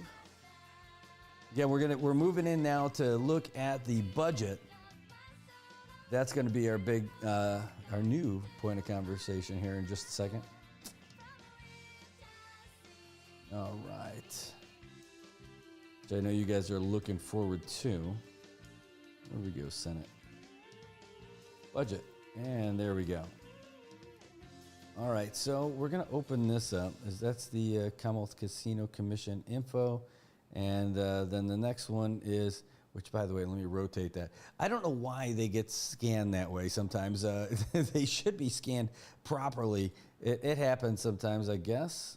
Is that the one? Yes, here's the other one. This is the budget. All right, so let's talk about this. I got to take these off. These are too goofy. I like them, but I just can't handle it because it's a little bit too crazy. So I'm going to work on, I'll modulate the volume this way. Anyway, so it's a little bit loud, but good to see you guys. So let's start talking about the scene of my budget, and we've got it here for sure. And I can roll this up to you to the share screen so you guys can take a look at it. Now, this is interesting. Let's go to share window. That's it, kapow, right? And we're gonna make that a little bit bigger so you guys can see it a little bit better too. I like it, I like it, I like it. And there we go. All right, so this is what we're looking at. The only difference is I'm gonna put myself in there too. Right, is that it? Share. Ooh, geez, that's too big. Hold on. Dispensa, just chill out. I'll be right there while I look to get that part in there. There we go. At least you guys can see it a little bit better. All right, so this is what we've got right here. This is the budget that we posted about just before the weekend, and that definitely made for some interesting looks when I went across the channel over the weekend. By the way, folks in Tinian were great. Absolutely loved Tinian. I'm so glad that we got out there for the Pika Fest. It made it made for a great trip, and Tinian, they are awesome hosts when it comes to that. Man, just overwhelming amount of love from everyone, man, it just so much. I know we said actually. Hold on, hold that thought about the budget. With all the love and all that other stuff. Is this the one? No, that's not the one. Is that the one? No, that's not the one. Hold on. Hold on. Because I want to give you something. Is that it? Oh, but that's exactly what we're going to go to. All right. Yeah, I guess that's it. Let's just go to the main for right now. All right. We're going to talk budget here in just a second. But here, I've got a bucket of free beer to give away from Last Shot Bar in CK. Now, they're not open on Mondays. I wonder if they do a special, will be open because it's a weekend thing. But either way, they're not open today. But you can use this. It's official. It's got the signature and everything. This is your official chance where you could win a free bucket of beer. Just give us a call real quick. First caller who gives us a ring, you get yourself a free bucket of beer from Last Shot Bar. And after we do that, we're going to get into our budget talk. So just give us a call. What's our number? Well, I'll tell you. 670-789-2323. 670-789-2323. You don't even have to come up with anything fancy to say. All you have to do is call and claim your prize. You are going to win. Now, you got to be 21. You have to be 21 years old. We can't give you a bucket of beer so that you can give it to your dad. Your dad would love it. I just can't give it to you. unless your dad is the winner. Unless you tab your dad as the winner. We're giving away a free bucket of beer right now from Last Shot Bar. All you have to do is give us a call. And it's not one of those things where, oh, yeah, it's a free bucket of beer once you make a purchase. Nope, it's just a free bucket of beer. You got to drink it there. You can't, take it to go to the beach, although that would be pretty cool. But you know where you can get those? Places called stores. This is going to be a free bucket of beer at Last Shot Bar. And if you haven't been there, this is the perfect opportunity for you to get down there. So first call, 789-2323. Yeah, we take calls too. That's what this thing is. So give us a ring, 789-2323. First caller gets your beer. And I know there's a little bit of a delay, especially for the folks over on the YouTube side. So you guys are a little bit behind, but you guys get yourself a free bucket. And you're not going to be drinking it like a horse with that kind of bucket. It's going to be 5 cans. You pick the cans, and they're going to have it for you. Oh, we got a call coming in. 1 second. Oh, no. It hung up. That wasn't my fault. I'm actually going to call you back because I feel bad. I was trying to answer it.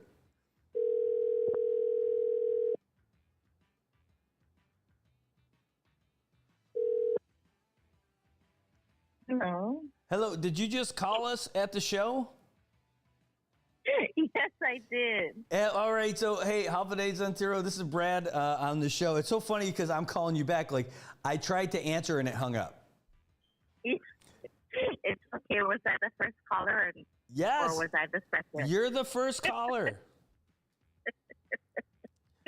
All right. Yay. Yeah, I just didn't want to. Happy President's Day. Happy President's Day. Happy President's Day. And, I just didn't want you to lose because of my thumbs. I got fat thumbs. No worries. All right. So who's this? This is Karma Guru. But Hey. don't announce that. Oh, you just did. Hey, well, congratulations. Hey, do you know where we're located? Yeah. All right, so, we're over here, 3rd floor of the CETA building. You come by and pick it up anytime. All right. Thank you so much, Brad. Hey, congratulations. Have a great President's Day. You have any big plans for today? No, just relax with the kids and prepare for the new week. That's the way to do it. Well, enjoy that. Enjoy that time with family. We're going to get back to talking about budget stuff. And yes. So you have any thoughts you want to share about anything? No, I'll be tuning in though and hearing all the updates. So thank you. All right, great. Hey, thanks for calling. You are the big winner. So, Carm, congratulations. Thank you. Have a great day with your fam. You too. Bye-bye. All right, bye-bye. All right, congratulations. There's our winner. Carm Ogumuro won your free bucket of beer from Last Shot Bar. All right, now let's get into it. As we stated, that's the big thing. Oh, you know what? That was the other fancy screen I want to try and do. Only I could do it without the, ooh, that's too big. Yeah, this is it. I kind of like this idea. We'll stay with this one first, but this is it. So this is the, let's walk through and talk about the budget that just passed that got some people upset. And for one of the reasons was, where is it? This one. And hold on. I hate this one. Is there a rotate feature on here? Hold on. Rotate clockwise. Boom. There we go. Let's get in there.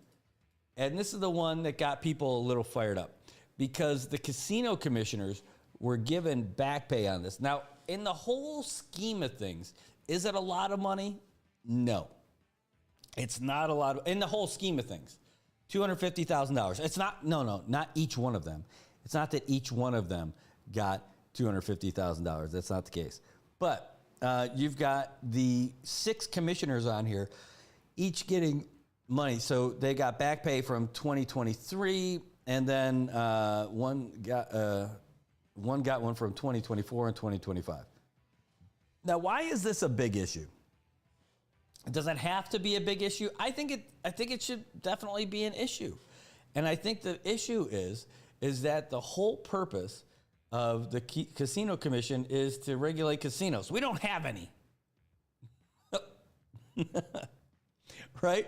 We do not have a casino operating here. Now granted, I get that. But the other part is that they have specifically written into the Casino Commission guidelines that their funding comes from casinos. 100%. They are not supposed to take money out. It is blurry. I know. Dispensa, and that's as clear as it's going to get too, because it's not. They didn't send us the raw data file. We've got the scanned copy of it, so that's what it is. So, sorry, you're just looking at scanned papers. So, we do what we can. We do what we can. But so this is why it's an issue. It's an issue because that's money that's not factored into the CNMI's budget for 2025. But now it is. It wasn't before. And this is going back to 2023. And it's not like we all of a sudden came up with new money. We've found more money. Didn't they just say that we have a revenue shortfall? So now we're going to add in out of the freaking blue this back pay for people from 2 years ago, people who didn't get rid of the casino in the first place. I know, Brad, why are you being so mean to these guys? I'm like, no. But like, should people get paid for what they do? Yes. Should they be working for free? No. But if you are on the Casino Commission and your whole job is to regulate the casino, and you regulate to the point where you give them a pass on everything, where they walk over you all the way to the end, and then, like, you're the one who's, if you want to have a thriving casino industry, and you're not doing it that way, to the point where you've got no money coming in, aren't you failing? And are you doing your job? Because they're legislating to pay for these guys. What about the back pay for those offices? Shouldn't those people get paid first? The people who these guys led them to believe they're going to get paid one day? They should pay back CUC. Actually, I guess maybe it wasn't under CUC's contract. Maybe the CUC was actually being paid for by the property owner. But the guy who has the office should get paid before these guys. Or it should come out of this money right here. That's why I think I don't like it at all. I think it stinks. I don't like it. Let's go through and talk about the whole thing. And by the way, I see some of you guys watching. If you can speak about it intelligently and you want to give us a call, please join us. If you are one of the reps and you have some thoughts about it, I would love to have you on. You know our number. It's 789-2323. Hey, you could even WhatsApp call us. In fact, if you have my number, you can even WhatsApp call us on a video call, and I can put you on there. Let's get down to it, though. So this is it. This is what went to the Senate president from the House. And they came over, and this is for the whole thing. And the whole purpose of this is that they wanted to make sure they had enough money so that the government employees were back to 100%, and that the money is there for the settlement fund for all the Manamcos. Got it. Let's walk through it. All right, so here's some of the that boilerplate stuff. Oh, man, Ann had a great thing. Don't pay those casino commissioners. Use the money to develop the ancestral burial site. No kidding, right? We're just going to give them a little slab of concrete and say, thanks for your indigenousness. I mean, that's it. It's like we're handing them a certificate saying, yeah, we care so much about our culture and history, we're going to give you a concrete slab. That's right. That's what you get. Could you imagine that? Like, who stands for that kind of crap? I just don't understand it. Anyway, we got other stuff to check on. Here we go. So let's read this through. It says, legislature finds that the semi-government workforce who have dedicated their lives, this is them polishing the knobs of all the retirees, and said that about how our economy is bad. It says, this bill appropriates the balance of $22,042,276 in local funds from sources that are clearly identified, that's good, including provisions that were originally passed by the House of Representatives and the Senate enacted in Public Law 23-26. It says the legislature finds that the Secretary of Finance transmitted a letter to Governor Palacios earlier this year identifying general fund resources that became available after satisfying the minimum annual payment to the settlement fund from proceeds derived from the extension of the anticipated note with the Bank of Guam for the amount of $22,042,276 to appropriate to fully and properly fund the restoration of work hours for our government employees across all branches and instrumentalities of the government. Legislature further finds that appropriating general fund resources identified there is necessary to authorize and support the governor's directive that got rid of all the austerity.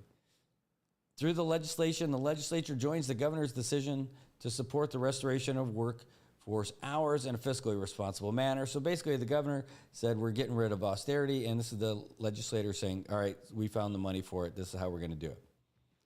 It said increase in the spending power. Okay, they're explaining why it's a good idea, and let's get into it also. So it says, pursuant to the House concurrent resolution, the total estimated values is this. This is where they're saying the total budget for fiscal year 2025 is $159 million and change. And this is the amended. So you can see they added $1 million on there, right? Minus some of the things that they're transferring out to MVA and reimbursement for grants, license fees, and all that other stuff. So you can see where it's all going, right? Less the debt service fund. Hold on, let's keep going through. Minus the obligations that they have to pay for the settlement and the bond pledge. So it comes all the way out to a total amount that they're taking out of the obligations of $26 million. Then it's going to drop down here. The total local revenue and resources, total revenue and resources available for appropriation. Now, here's the amount that they're saying that they have because of that extra amount right there. The extra $22 million because of that loan. And with the money that they got from public lands, comes out to $134 million.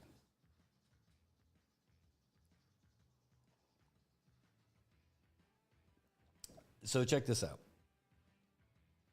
It said that, well, they're going to do this. These programs include, but shall not be limited to, the Scholarship Office, CHC, Public Schools, NMC, and Northern Marianas Technical Institute. Now, there were some issues about this for sure. They wrapped up some of these things. It says, oh, here. These are all the earmarked things that they took out. These line item fees. Hold on, wait, that they crossed out. That's where they changed the amount to reflect the extra $22 million. And they put it everywhere. So the legislative branch. So it says the Senate and House leadership accounts. Now the leadership of each of them are doubled. no more of this 100,000. We're going to give you 200,000.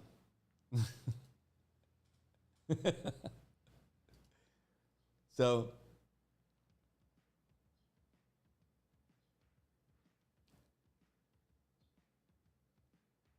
that means that everybody's going to get a little extra, including each of the legislators are going to get a little extra in their accounts. And that's probably one of the reasons why it slid through. But from what I'm told, this was only negotiated by 2 people. But let's get down here. Let's keep going down there.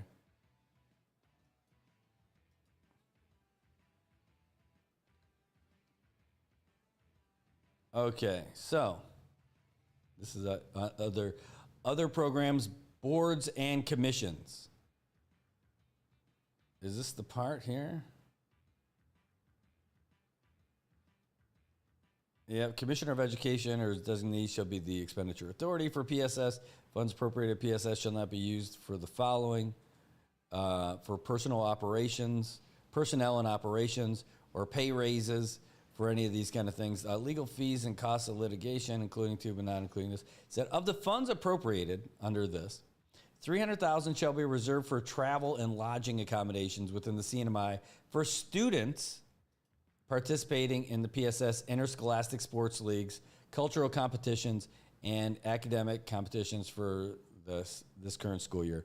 Said provided further that the expenditure authority shall provide a detailed expense report. This never happens, by the way. Written to the presiding officers of the legislature, chairperson for Ways and Means, and all that. What they took out of the appropriated funds, up to 650,000 shall be reserved for NMC to meet the educational needs of new graduates enrolled at NMC. Provided further that's all out now. Here's another one. Commonwealth Casino Commission of the 250,000 allegation shall be distributed to the current and former commissioners as indicated below. The thing that we just sent you. And that's the schmear right there. Now they get into, and that's all of it. But that's where you see that NMC's taken out for $650,000 and $250,000. Like they literally, the way it reads to me, and you guys could tell me better, but it looks like they took $650,000 away from NMC. 250,000 went to the casino commissioners, and 400,000 went to, and 400,000 went to the legislature. Like they just clawed money away from the college. That's the way I read this. Unless I'm missing something here. Why would they take that away from the college to give it to the legislators and to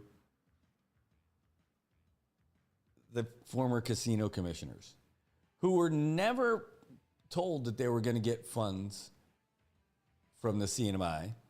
They were told they were going to get that directly from the funds that come in from the casinos, which I feel like they did a poor job of overseeing, which is their job.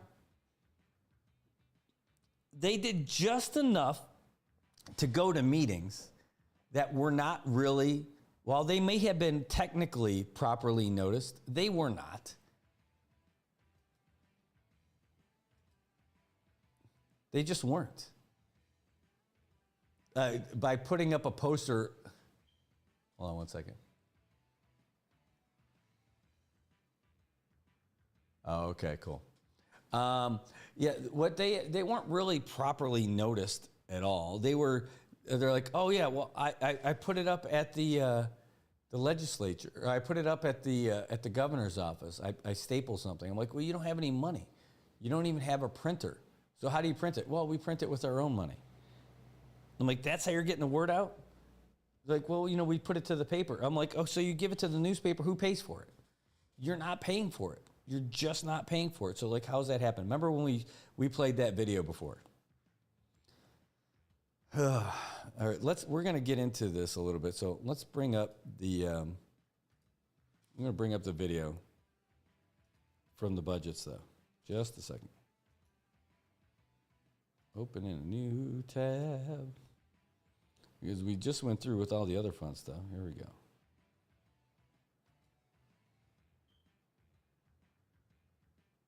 It was a live one.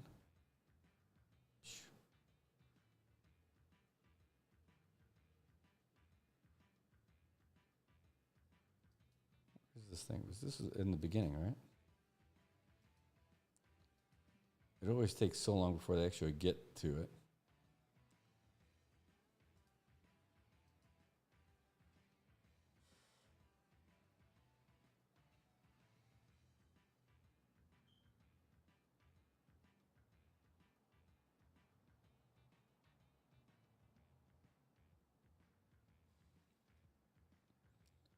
Okay, it looks like they're all getting settled in here.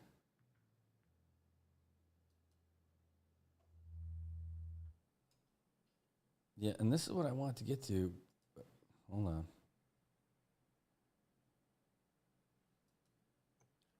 Thank you, Representative Aquino. Any further? Recognize Representative Yang tonight. I would like to also include cultural competitions. This is about the budget. We have a lot of. Hold on, we'll get you all queued up.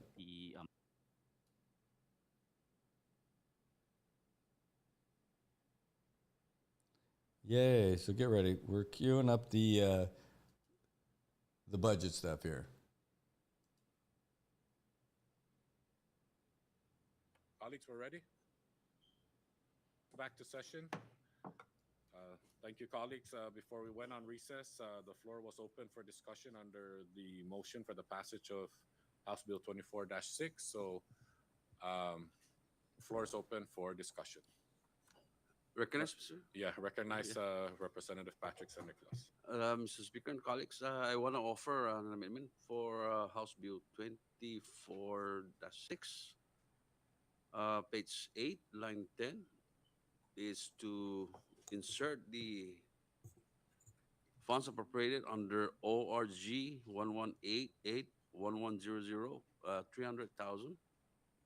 Shall be reserved for travel and lodging accommodation within the cinema for the student participating in the PSS interscholastic sports, leagues, and academic competition for school year 24-25, provided further that the expenditure authority shall provide a detailed expense report in writing to the presiding officers of the legislature, the chairperson of the House Standing Committee of Ways and Means, and the chairperson of the Senate Standing Committee of Fiscal Affairs within 30 days after the end of fiscal year 2025. So I move this motion for an amendment, Mr. Speaker. If there's no objection, okay. Thank you, Representative San Nicolas. A floor amendment has been offered by Representative San Nicolas in the form of House Draft 1, and it has been seconded. Any discussions? Recognize Representative Yumo. Thank you, Mr. Speaker. I do approve or I support the amendment. However, a meeting that we had a couple of days ago with the Commissioner of PSS, the amount of 600,000 was supposed to be returned back. So what happened to the over 325,000 that was, or 600,000 that was originally given to NMC, and now it's 300,000. So where did the over 325 dollars gone? I recognize Representative Ato. Thank you, Mr. Speaker. Thank you for that question, Rep. Yumo. That 300, I think it's $350,000 that's left, right? It'll revert back to PSS. Then this $300,000 doesn't go anywhere; it stays within PSS, provided that the interscholastic sports leagues and academic competitions that happen between the islands when there's travel needed and lodging for the students, that this $300,000 will be utilized for that. The remaining $350,000 will go to PSS for its functions. Thank you, Chairman Hato. Does that mean well, because as per our meeting, PSS has appropriated those funds to fund certain, I believe it's, if I'm not mistaken, operations or personnel. So that would affect their current fiscal year budget if this one is going to go strictly to sports travel for sports and lodging. That's my only concern, Chairman. I have no objection to Rep. San Nicolas's amendment. Thank you, Representative Yumo. Representative Ato. And unless PSS has remitted some of that $650,000 to NMC already, then there's an issue there. But and my understanding that there's no money that's been remitted to NMC yet.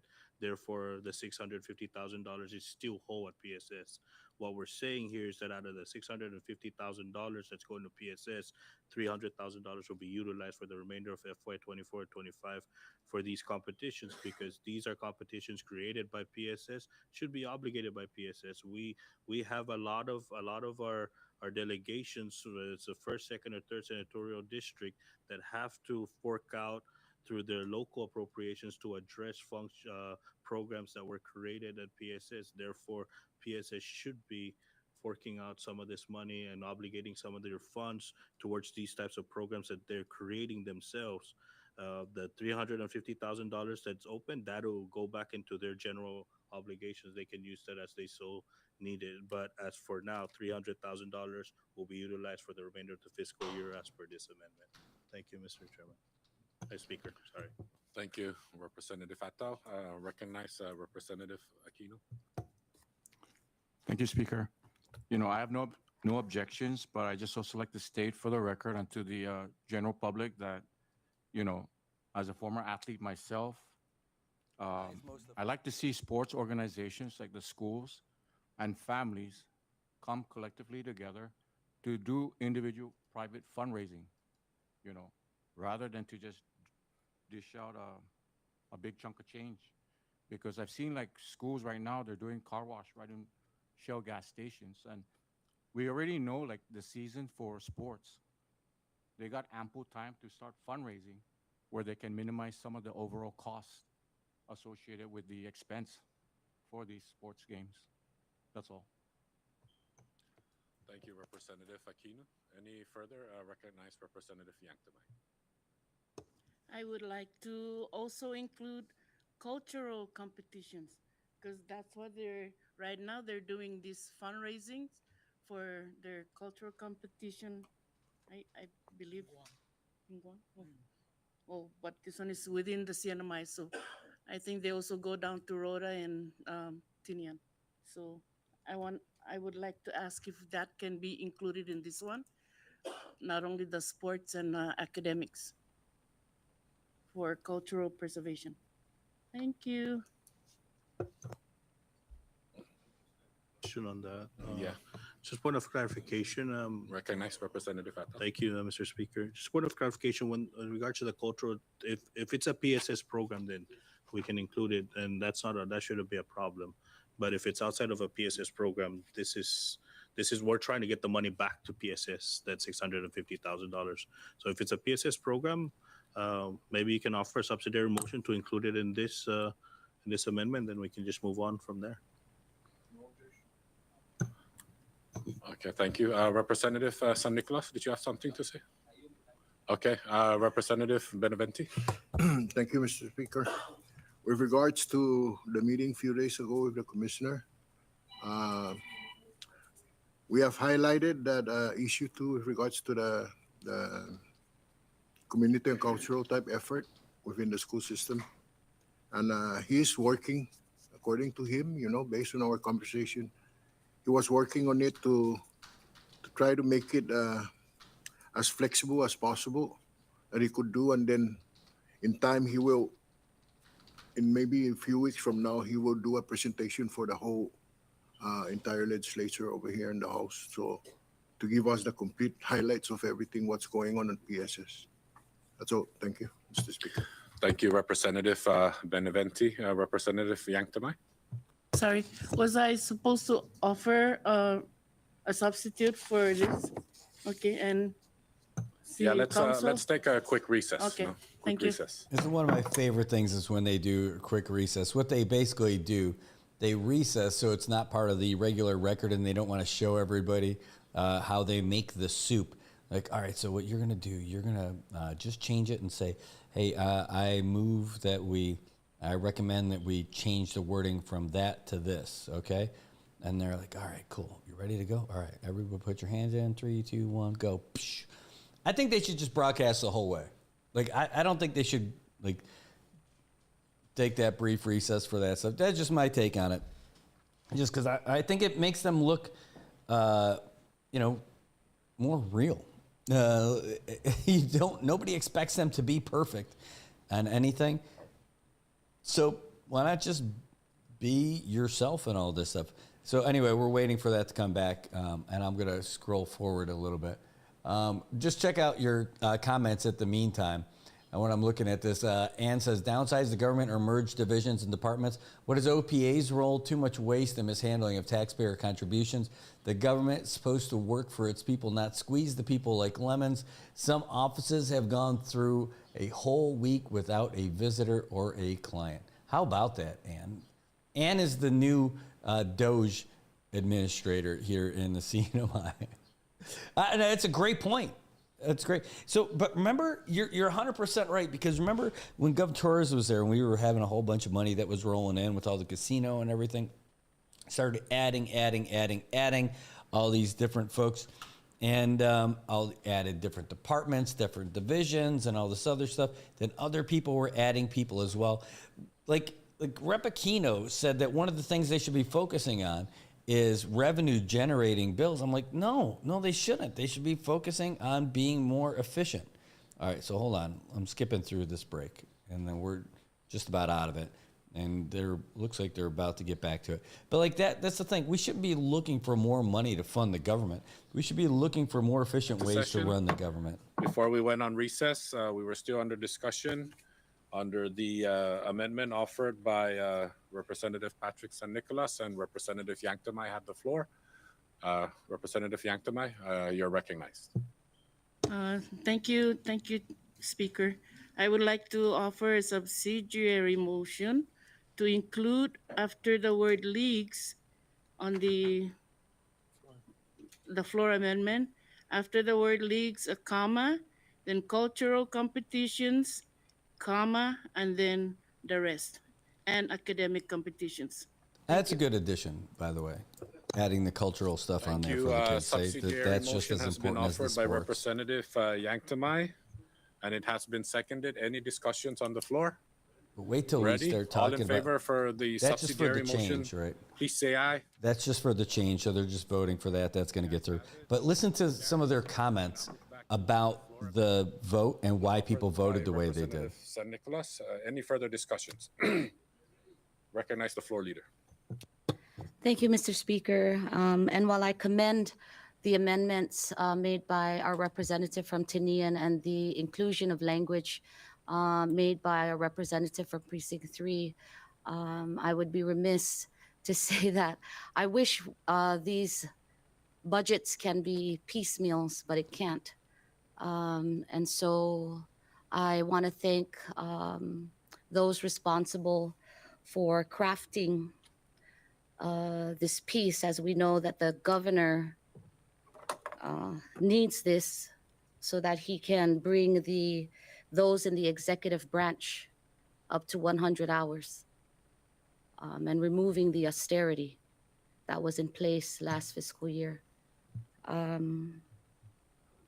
Sorry.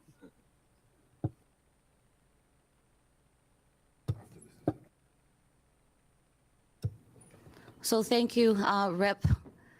San Nicolas. I love my having my speaker around because then he keeps me in check here.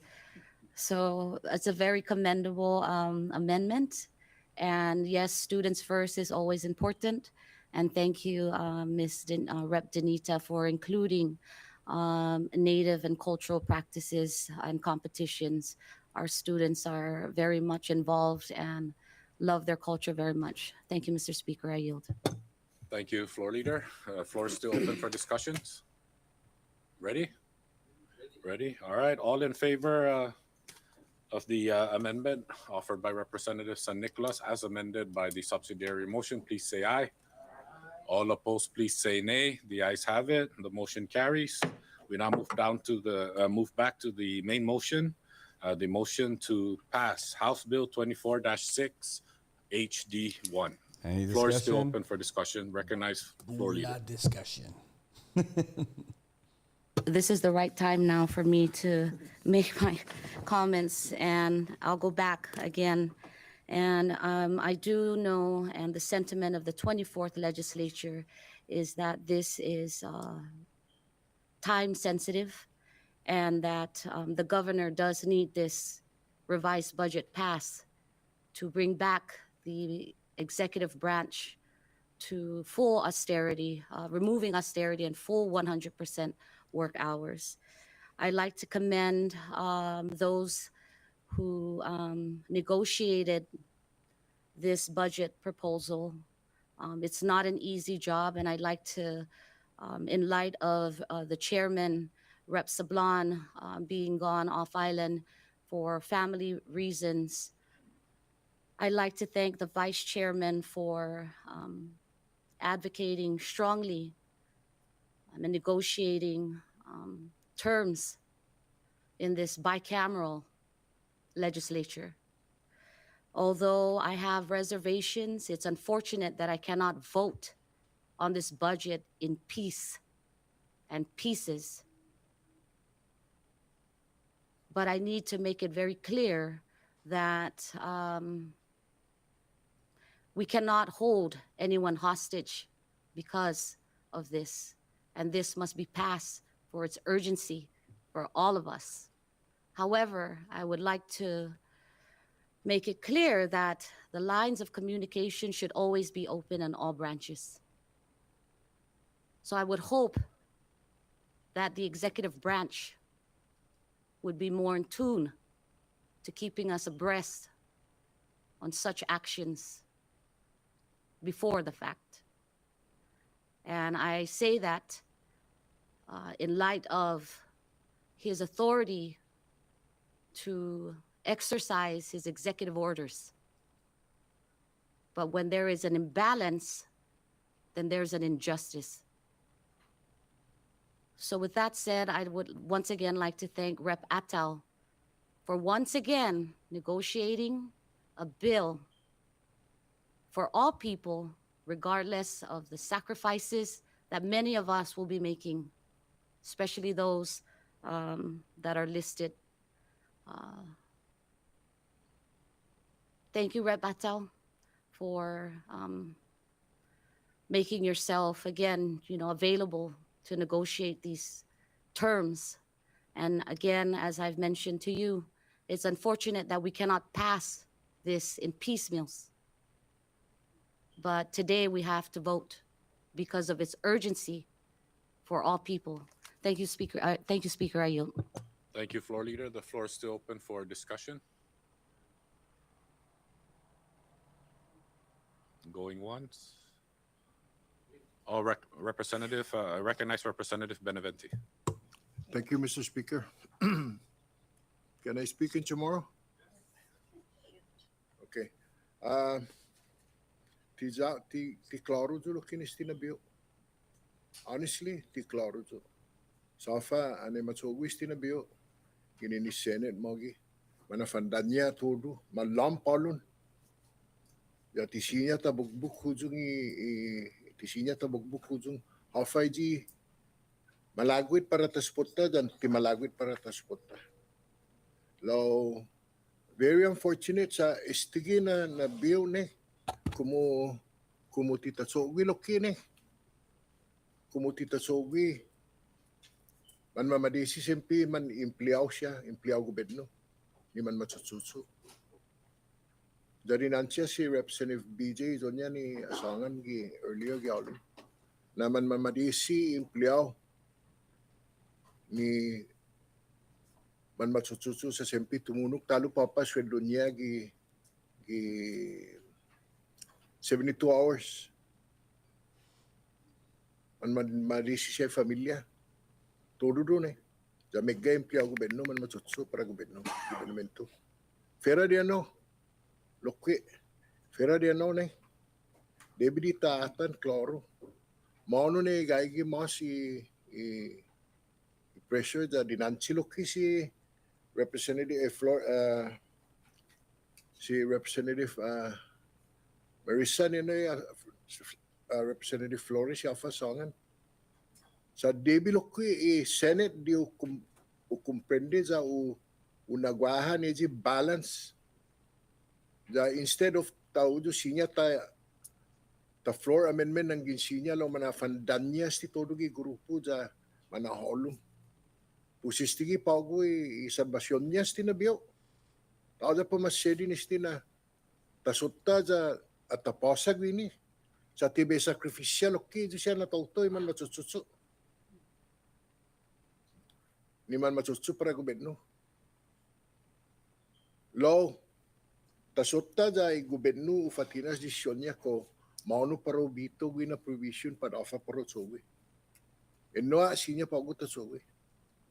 Pues, Mr. Speaker, law bay register alo ni sinintik ko na klaro isti na biyo imatsugan niya. Sama na fandan niya todo man mamix kun todo basula man na fanol. Si Jesus Masi. Jesus Masi, Representative no Beneventi. Floor is still open for discussion. Recognize Representative Aquino. I too would like to share my same sentiment with Rep. Flores and Rep. Beneventi, that a lot of these things for me is not clear. And right now, I just look at the overall picture of the government. I look at the legislative body as a separate but equal branch. And honestly, when I look, I hear like the governor just does like remote work. He approves remote work for somebody at the military affairs to go to Guam and do remote work there. I see people running around and, it's like the concerns are always brought here about the lack of money. They need more. But then I see the waste that's out there. The people see it. So for me, I just don't know what exactly this whole thing is about. I'm only new. I just came in. But I can tell you right now that the people out there are just pretty pissed off. And I agree there needs to be more transparency as to who, what, when, where, why, the 5 W's. Who's it going to benefit? Why is it going to be done? I just don't want like something that's going to be rammed here at the urgency. I think there needs to be more discussions. We need to be more involved. Minorities, there's in these committees also, I attended and I just listened. They increased the amount of members in the committees for like Ways and Means. There's 15, but majority are the majority that are in there. There's not an equal representation, I think, that we have also our opinions also. I just like to get more involved. I like to see more transparency right now from the executive branch and everybody involved. Thank you. Thank you, Representative Aquino.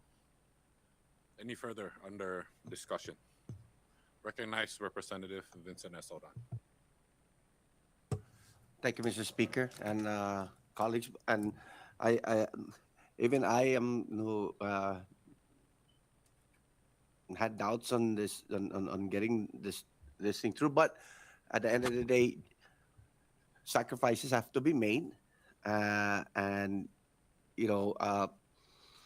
wish on one hand and crap on another, and see which one you're gonna get first. But at the end of the day, that is where I'm begging and I'm asking for the public to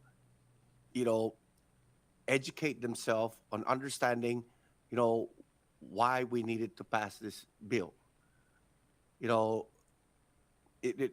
When people out there are talking on a subject that they don't understand, it makes us look like we're the bad guys. And be it may, or it's that the sacrifices that have to be made, and the horse pill that we were forced to swallow because somebody is playing politics. That's the things that we as legislators and representatives have to do, as much as we don't want to do it because it's not benefiting the right agencies or the right people. We have to swallow horse pills for the betterment of the whole. And that is where the public have to educate themselves, so that they can understand what is it that we go through in order to fix the whole. Yes, we might have, one or two bad apples. Doesn't mean you're going to throw away the whole bucket. But sooner or later, the public has to make a decision on their representative, who is actually doing something that is right for everyone and not play politics. And yes, the public, you will be pissed off when you realize what is in this budget. Believe me, you will. But we have to do it. We have to make amends, and we just had to make a deal. And here we are. As much as I don't want to support it, I have to, because we need it for the whole. But at the same time, educate yourself, understand what's on the bill, and why we had to support it. Thank you, Mr. Speaker. Thank you, Representative Aldan. The floor is still open for discussions. Ready?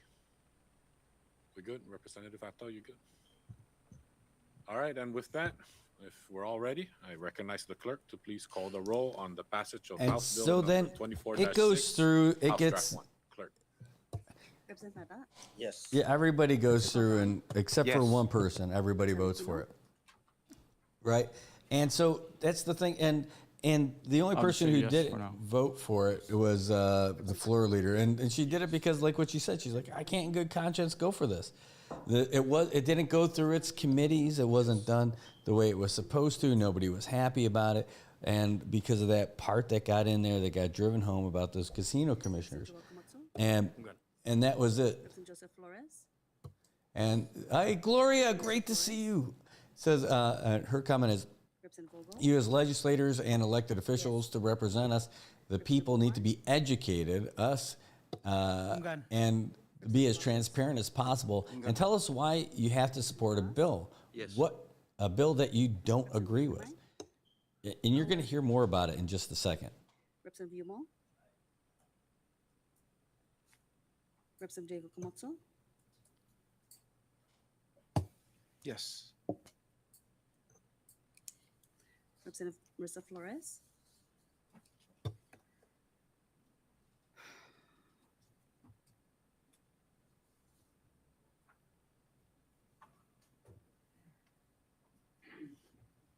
See, she's dealing with No. it right there. Mr. Speaker. Yes. Mr. Speaker, 16 members voted yes and 1 member voted no. And by the Thank you, way, clerk, with 16 voting by the in way, favor. where are the other ones? Where are the other people that are supposed to be there? Let's look for those empty chairs. Like, where are the guys who are supposed to be there also? Right?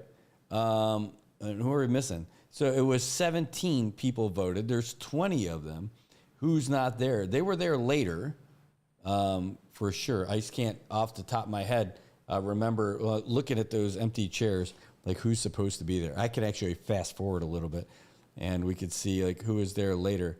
Let's see. Oh, Julie. Where's Julie? Why isn't Julie there for that one? Like, you got to take a stand on it. If you don't like it, you still got to be there. Hold on, and don't worry, Julie. I'm not bashing you. I promise. You're my favorite. All right. Julie's one of them. 1, 2, 3, 4, 5, 6, 7, 8, 9, 10, 11, 12, 13, 14, 15, 16, 17. It's like, who's missing? Because there were people there later. We had them all there for the other part. Oh. Rep Omar, was he not there? Let's go back to it. Because this is me just going back and forth. Rep Omar is there for that part, for the vote, right? Well, let's press play. And one member voted no. All right, so Rep Omar was there. So whoever's between Julie and Rep Omar. Your clerk with 16 voting in favor. House Bill 24-6, House Draft 1 hereby passes the House. All right, so we're looking for between BJ and Rep Palacios, and then between Julie and there were two chairs there. Julie was one of them, but let's see who was there who wasn't there earlier, because they had the full amount later, right? This is me just fast forward and trying to find out who it was. Yeah, where are they? Like, this is not one where you can pull the old "I abstain," right? This is one where you got to be there, right?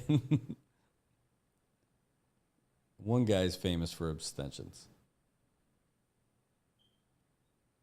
And I'm scrolling through to look for everybody, because we had everybody there at one point.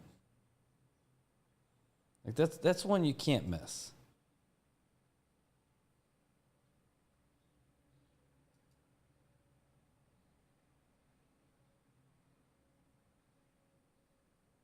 This is just me scrolling through, by the way. Yeah, I can't find them just at the moment, but that's all right. It's unfortunate that we cannot pass this in piecemeals. But today we have to vote because of its urgency. Is not required to testify. Yeah, we had everybody for that one earlier. So I'm wondering who's missing and where they ended up going. They end up having that vote later, and they had the whole schmear. Everybody was there for that vote then.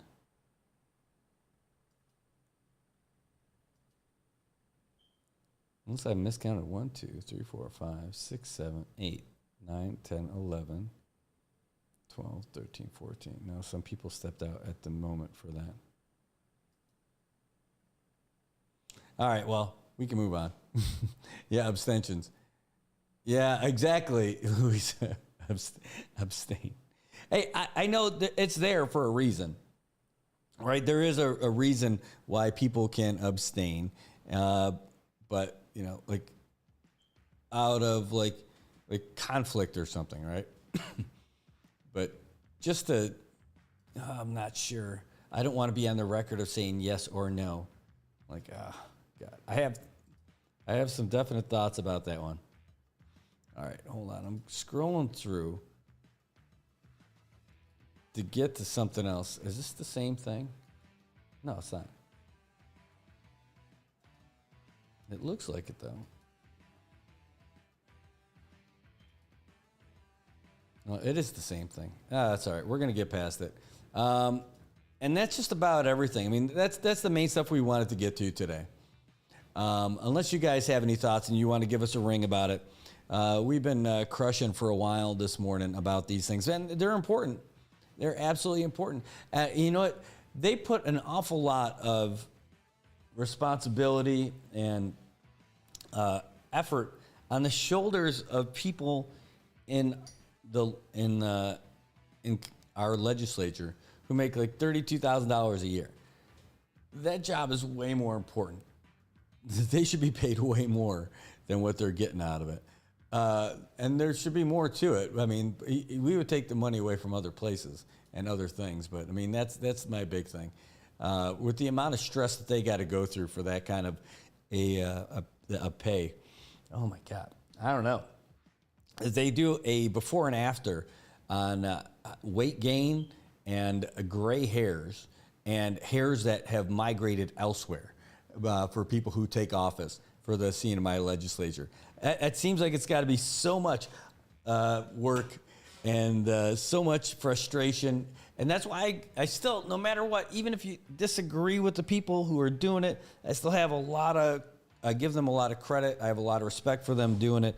They're doing it because they care enough about the community to do it, and that they got to go through all that stuff. Imagine, I was joking. I was speaking with one of the reps last week, and by the way, we're not done yet. I'm going to go back to the budget here just in a sec. But I was talking with one of them last week. I'm like, man, I couldn't afford to be a legislator just because of the Tsinsuli alone. I mean, like, you don't make enough money. Like, they get asked for everything. You know, you need to make governor money to be able to give like real like Tsinsuli for folks. That's the only way you can do it. You can't Tsinsuli as a member of the seat in my House of Representatives. You do not make enough money to do it. But you need to have like a table making brigade, and you need to have a bunch of tents, because you can't even afford to rent the tents. You need to have your own. And then you got to pay people to go and drop them off, unless you're the guy who does it. All right, so there was something, by the way, that we shared just before the week ended. Or was it the weekend?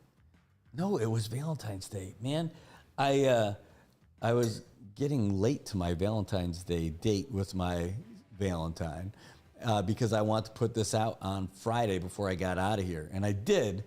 But we're going to play it again here real quick. I'm just going to get it set up. And this is about that budget. So let me add in a split screen. Now, this one's going to look a little blurry because the video that we got is not great video. It just isn't. Hold on, let me find another. I got to change the window. And that's going to be the media player. Yeah, so you'll be able to see it. All right, so this is, we just watched them do the budget, and now we're going to watch Senator Babalta talk about it. And we could actually go for the whole Senate session on this one, because I would like to hear all about it. But specifically, like listening to, maybe that's what I should do instead, is pull up the Senate video so you can watch more of it. But here's the one part instead. Let's just do this real quick. Press play, Brad. That'll help. The passage of the amended budget being presented for the first and final reading without proper committee vetting. The grave concerns I have about the proposed budget is that the process was conducted in secrecy, bypassing all established procedures. It wasn't vetted in committee, not in the House, not in the Senate, and is an affront to this body. The mere budget was negotiated between two individuals with complete disregard for input and feedback of the members of the respective committees. And this should never be tolerated. Let me make it perfectly clear to the public. My no vote on the amended budget is not in opposition of lifting the austerity or restoring employees' hours to 80. It is not in opposition of giving money to medical referral. It is not in opposition of granting more funds to the municipality of Rhoda and Tinian. My no vote represents my opposition to paying the former members of the casino commissioners, which is an obligation of the central government. It is my no vote is in opposition of not giving public schools their due 25% as required by our Constitution. It was not referred to any committee. Members of the House just concluded their session this morning passing this budget, and many of their members expressed the same concerns that I am expressing today. This rushed process undermines the fundamental principles of transparency and due diligence that should govern every budgetary decision. My concerns with this budget extend far beyond procedural irregularities. Several substantive issues demand our immediate attention and render this budget unacceptable, illegal, and unconstitutional in its current form. First, as I mentioned, this budget proposes to allocate funds for the back pay of casino commissioners that are clearly not the obligation of the central government. This represents a dangerous expansion of government spending into areas where it has no legitimate purview. I asked today, is it revenue diversion? I agree, it is. I argue that it is. Diverting scarce resources to the extraneous project sets a dangerous precedent and ultimately harms the taxpayers of the CNMI. We will pay more in the long run. Also, I am deeply troubled of the payment of the former commissioners for the casino. It is not only questionable, but it represents a clear misallocation of funds. This is a gross misallocation of taxpayer money. Senator Babalta, per our rule, you got a few minutes, so Thank you. try and wrap it up. Thank you, Mr. President. There's no legal obligation or requirement for the central government to shoulder this burden at the expense of civil service employees who have not gotten their merit increases, and who, for land compensation claimants who have not been compensated for their land taken over 30 years ago. Many have since died. So I encourage the governor, it passed today, I encourage the governor to exercise his line item veto authority by the Constitution to strike out the payment for the casino commissioners. Thank you, and I yield. Thank you, Senator Babalta. And so one of the things in there, and while we do that, I'm going to bring up the full Senate video. You know, one of the things in there is like the governor was there, and she asked the governor if he would, you know, line item veto that stuff about the commissioners. You know, that was the main thing. Hold on, let me pull up this other one second here. And so that ended up not happening. But what are you going to do? You know, you win some, you lose some.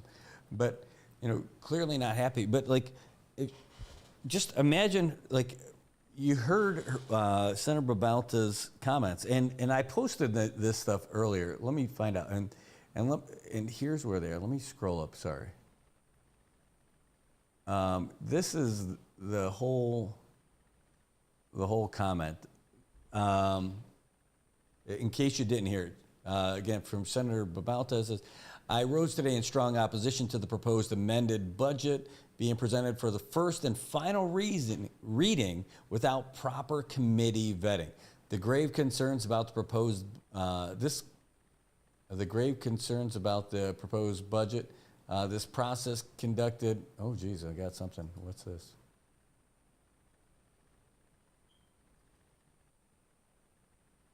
Yeah, and that's it. So, and this came in from somebody, by the way. It said, who worked on the budget? Just BJ and Jude. So that's Representative BJ Antow and Senator Jude Hofschneider. Said they kept everyone in the dark until the day of the session, so there was no time to react. And that's the thing that people are more fired up about with this whole thing. So getting back, let me read that again. I had the whole, the comments. So I reached out and asked her if she could send them to me, and she did. So this process conducted in secrecy and bypassing established procedures is an affront to this body and a disservice to the people they represent. The fact that this amended budget was negotiated by a mere 2 individuals with complete disregard for the input and feedback of the members of their respective committee is simply unacceptable. Who were these 2 individuals? What was their authority to negotiate on behalf of the entire body? Let me make it perfectly clear that my no vote, I'm going to pull it down here so I can see it a little bit better. Let me make it perfectly clear that my no vote to amend the budget is not in opposition of lifting the austerity to restore the government employees to their 80 hours. It's not in opposition to giving money to the medical referral. It's not in opposition of granting more funds to the municipalities of Rhode and Tinian. My no vote represents my opposition of paying the former members of the Casino Commissioner, which is not the obligation of the government. It is in opposition of not giving public school students additional funds as required by our Constitution, or give the CNMI for scholarship awards that they are experiencing as they're experiencing a shortfall. It was not referred to committee in the House and not here in the Senate. Members of the House just expressed concerns about this amended budget in their session this morning.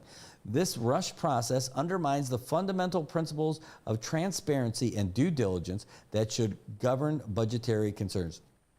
My concerns with this budget extend far beyond the procedural irregularities. Several substantive issues demand our immediate attention and render this budget unacceptable, illegal, and unconstitutional in its current form. That's heavy stuff. It says, first, this budget proposes to allocate funds for the back pay of the casino commissioners that are clearly not the obligation of the central government. This represents a dangerous expansion of government spending into areas where it has no legitimate purview. It is called revenue diversion, and it's illegal according to the federal and our own laws. Diverting scarce resources to extraneous projects sets a dangerous precedent and ultimately harms the taxpayers of the CNMI. We will pay more in the long run. Specifically, I'm deeply troubled by the proposed $45,000 payment to current and former casino commissioners. This expenditure is not only a gross misallocation of taxpayer money.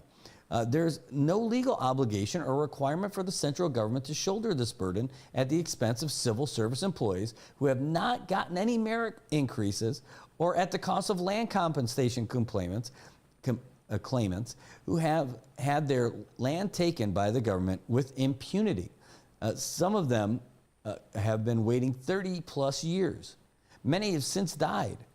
I encourage the governor present today to exercise his constitutional authority to line item veto that provision that provides the back pay of the former and current casino commissioners. Additionally, the judiciary was not even a passing thought. I further urge the governor to provide additional resources to the judiciary. Furthermore, this budget is fundamentally and morally flawed in that, in light of the external threat of uncertainty PSS is facing with their federal grants, shortchanging students from local resources jeopardizes their future. This budget impacts every family in our district. It affects the quality of education our children receive, the services our community relies on, and the responsible stewardship of our taxpayer dollars. This budget, rushed through without proper vetting, riddled with questionable expenditures, and blatantly disregarding constitutional mandates, is unacceptable and should never be tolerated. But again, as I always will, I stand alone even when the numbers and votes are against me. We must demand the budget is fiscally responsible, adheres to the law, and prioritizes the essential needs of our community, especially the education of our children. Now, what gets me on this is when you listen to Senator Babauta present that, when you listen to how the whole session goes, it's almost like the Senate president is kind of being guided by his senior senator from Tinian, right? I mean, that's what it sounds like to me. It sounds like Senator Jude really calling the shots for Senate President Mendiola.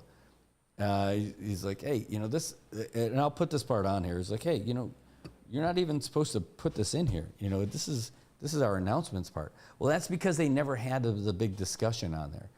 So that part of the agenda that would normally govern something like that, it wasn't there. So that's going to be a big thing for them to talk about. We're not going to listen to the whole thing, but we'll get to some of this. Mic check. Hold on, let's scroll through. To add new items. Second. There is a motion to suspend pertinent rules, and it was seconded. All in favor of that motion? Well, why do they suspend the rules, by the way? I know, because it's an emergency. That's why they want to do it. But it seems like they do that for every meeting. Say aye. All opposed, say nay. I take it back. Roll call. Clerk. Senator Babalta? Yes. Senator Calvo?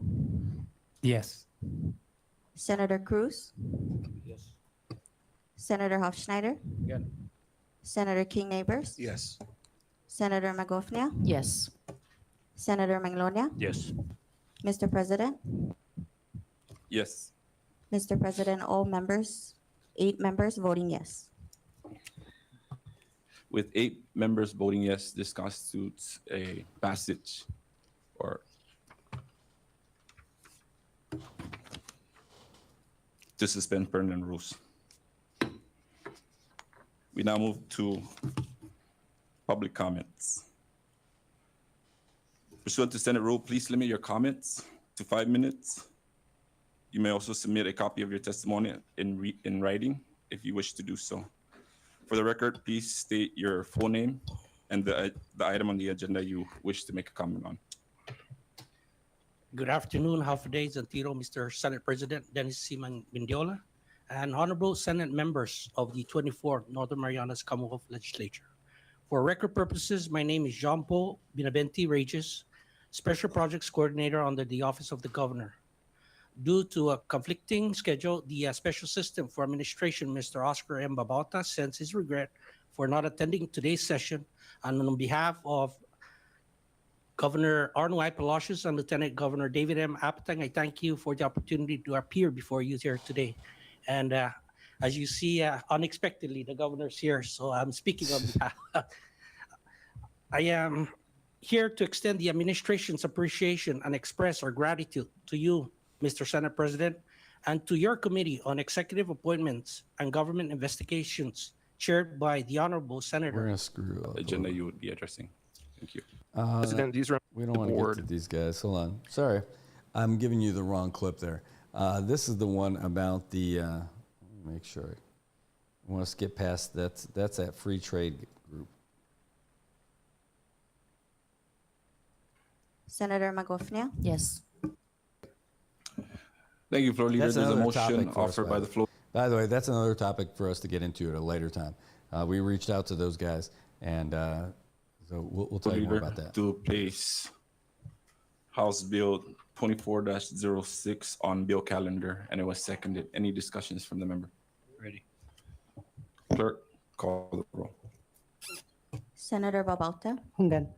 Senator Calvo, That's Yes. to get the budget on the calendar Senator so they Cruz? could talk about it.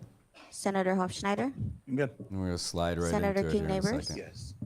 Senator Magofnia, Yes. Senator Manglonia. Yes. Yeah, that's Mr. not a big deal. President? That's just to get that on the calendar.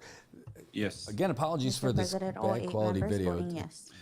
Thank you, Clerk. They were not 8 having a members good voting internet yes. day that day. House Bill 24-06 is now moved to bill calendar. Okay. Next item on the agenda. Mr. President, if I may be recognized. Recognize Senator Hofschneider. If I'm not out of order, Mr. President, may I respectfully request that we dispose of Agenda O and Agenda P? Is there any objections from the member? Sorry, Mr. Chair, one objection. I believe there's one resolution that we're going to also place on today's calendar. I Thank you. extend my apologies, Mr. President. I yield back, but yes, thank you. Mr. President, we have one CNMI delegate. We're screw up. We're going to scoot Fire and past. Emergency Services and to the Commonwealth. I'll start with Senator Babauta to introduce Senator Manny's bill. Thank you, Mr. President.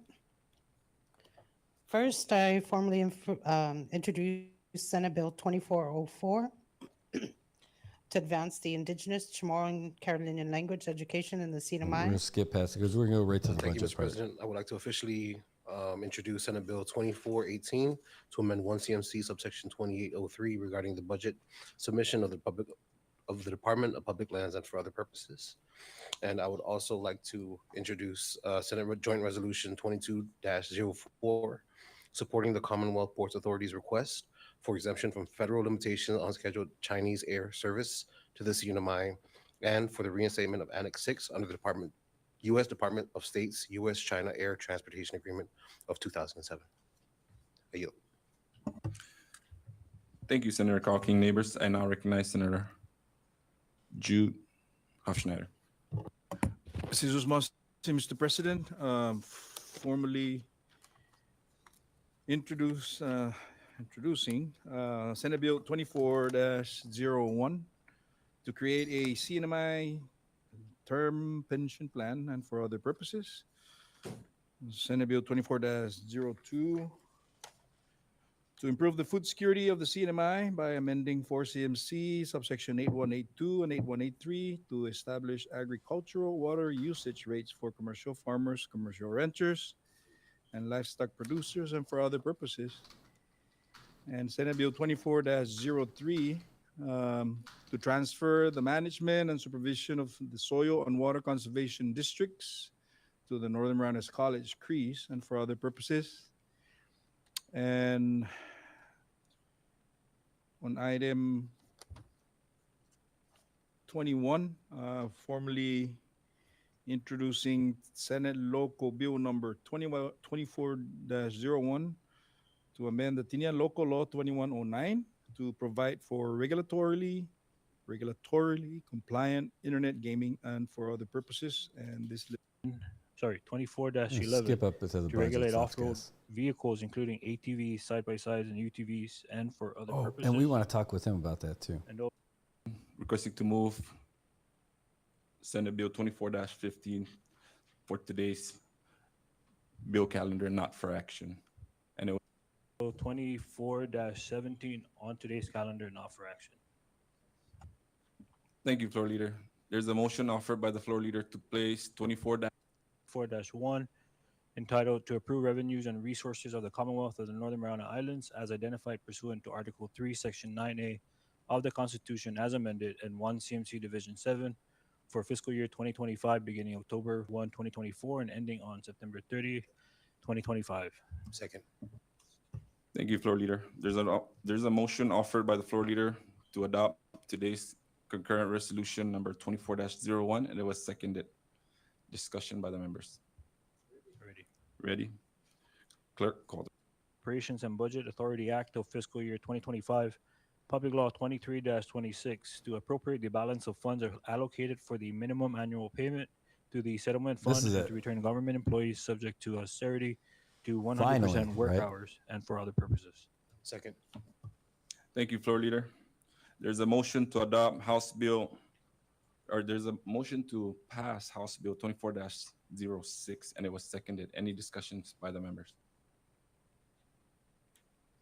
Senator Babauta. Thank you. My question is to the council. Council, do you see any provisions here for the public school system in this amended budget, from the additional resources? Council. I don't recall seeing any. That's why I was asking if anybody else caught that.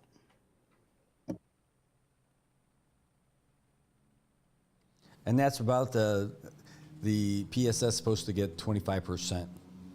Sure, recess, please. Let's find out what happened. We'll skip ahead when they come back. I recognize Senator Magofnia. Oh wait. Just Mr. President, I just have I just have a clarifying council. So, while I support the House action to appropriate $1.8 million of the SNILE funding to fund the Health Network program, Commonwealth Casino Commission, the legislature, and the first, second, and third Senator districts.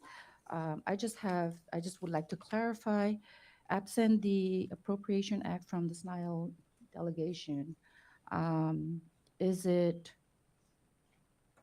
illegal? Is it legal to include that appropriation on this revised budget? Because SNILE hasn't called a session to, properly appropriate the 1.8 million. Again, I completely support the action of the House. I just want to make sure that we are doing it legally.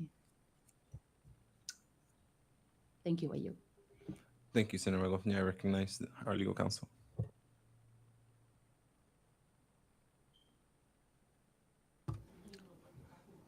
Short recess, please. A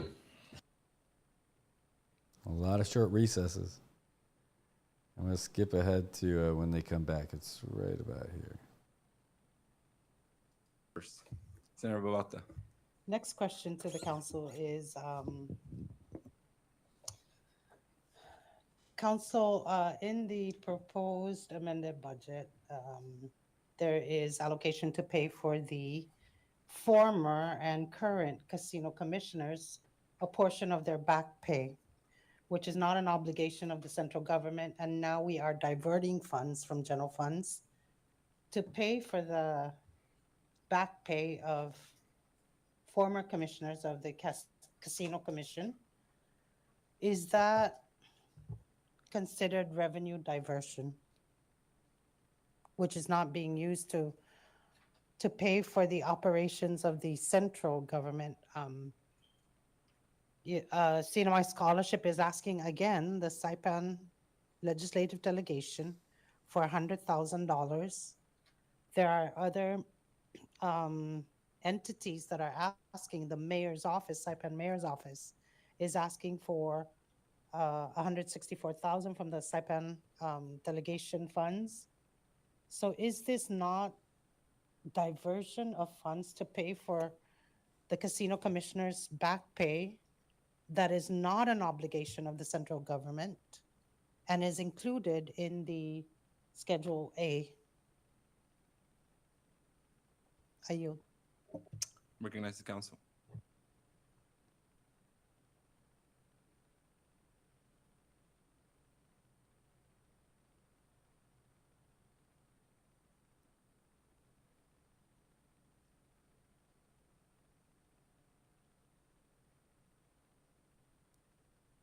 Now, why don't we get to hear that?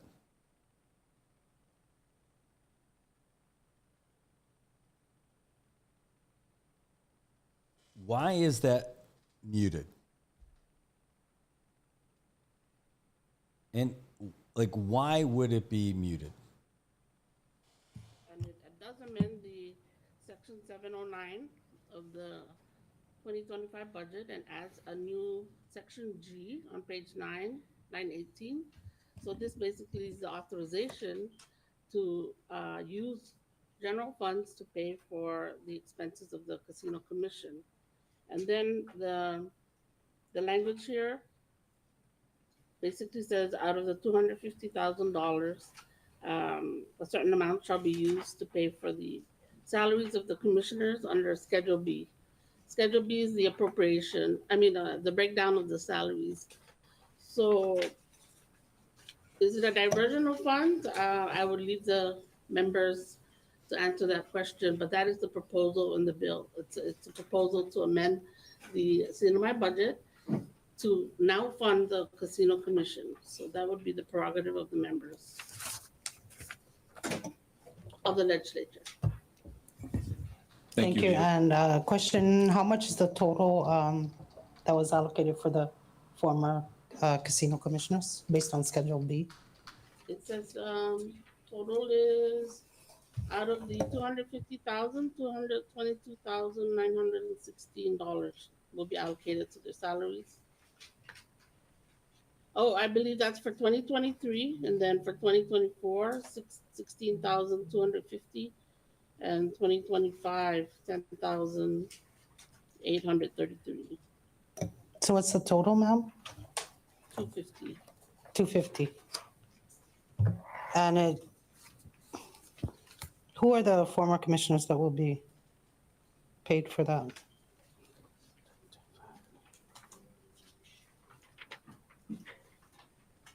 According to Schedule B, it has Commissioner Edward De Leon Guerrero, Commissioner Rafael Demopon, Commissioner Mario Taitano, Ramon de la Cruz, Martin Mendiola, and Thomas Mullen. 6 commissioners total. Thank you, Council. I yield. Any other discussion? Ready? Just go ahead, Senator Schneider. Just a short statement. Appreciate the governor's presence once again and his key staff. And I also want to recognize the work of Mr. Dave Limapon and some of the legal counsels in concert with the House to try and arrive at a product. So we are here today to dispose of this, and I think it's important to note that in the 22 or 23 million dollars, it's very critical that we address this today because of the 80 hours reinstatement of the 80 hours of our employees and the 25% of the pensioners. So we need to give that authority further for the remainder of this fiscal year. And I'm going to continue to ask the members for their support. Thank you, Senator Hofschneider. Clerk, call the roll. Senator Babalta, No. Senator Calvo, Yes. Senator Cruz, Yes. Senator Hofschneider, Hungan. Senator King Neighbors, Yes. Senator Magofnia, For our government employees and our retirees, yes. Senator Maglonia. Yes. Mr. President, Yes. Mr. President, 7 members voting yes, 1 no, and 1 absent. Thank you, Clerk. With 7 members voting yes, this constitutes a passage. House Bill 24-06 how it HD1 went through hereby the Senate. passes. So the you Senate. got to see, then after that, that's when Senator Babauta gave her Moving ending. And let's just go, this is what happened By the Constitution. right To after. strike out the payment for the casino commissioners. That's- Thank you, and I yield. That's the closing part of what Thank we you, Senator played earlier, Babauta. right? Then this is Any other what I thought was members interesting. want to wish to make announcement? President, Senator Hofschneider. just when we're under announcement, I'm of the assumption that we're announcing something. We're not expressing a debatable item, but I just want to Agreed. make that clear. That, Agreed, If agreed. there is a miscellaneous item in the agenda, then let's address the concerns. No, Agreed, Senator Malang Hofschneider. mas miscellaneous. It's not on the agenda. Mr. President, I think I still have the floor. Yes, So Senator Babauta. I yield back, Mr. President. Thank you. Thank you. If there's no other announcement, floor leader. Thank you, Mr. President. Hold on, before we go on, and that's the thing right there. There wasn't that opportunity. That's what Senator Babauta was talking about earlier. That she wanted to express that stuff that in that whole thing. So she couldn't put it in the spot that is miscellaneous because there wasn't miscellaneous. And this is like one of the things. It especially happens in the Senate, right? And we saw it a lot in the last term as well. And some of the things that are just interesting about the Senate rules, and at least one of the things that one of the things I like little about the Senate is that the rules for public comments. Now, what's great is that when they had people come up there earlier at the beginning of it, they were given 5 minutes, right? Great. But the public comment should not be limited to what's on the agenda. That's got to go. I looked at the law online, and the specifics about what you can talk about in the public comment section doesn't say it has to be about what's on the agenda. That is how the senators are able to control, the Senate president, I should say, is able to control like what gets said. And I think that stifles free speech. I disagree with it wholeheartedly. The way that they enforce that rule in the Senate specifically, and in the House too. I mean, they could probably do that too. But I think that it should be changed in CNMI across the board, that when it comes to the public comments, it's public comments. It shouldn't just be about what's on the agenda. I mean, that's what you would like to move business forward and stuff like that. But like if someone came up there and said, I think that the Ewoks got a bad deal in Return of the Jedi because, they never got their justice, whatever it is. Like, I think you need to pull that out of the CNMI across the board If somebody's there to make public comments and say, hey, Senator so-and-so, I don't like the way you do your job, blah, blah, blah. Like, that's not going to be on the agenda. So they might try to silence them about that. But that should be there. And I'm with you there also. I'm seeing you in the comments. It should be in all the board meetings. Every CNMI public meeting that has public comment section with a time limit should not, there should be no suggestion that any of the comments have to be specifically about the agenda items. Period. That's it. That's it. That's the way they do it so they don't look bad publicly.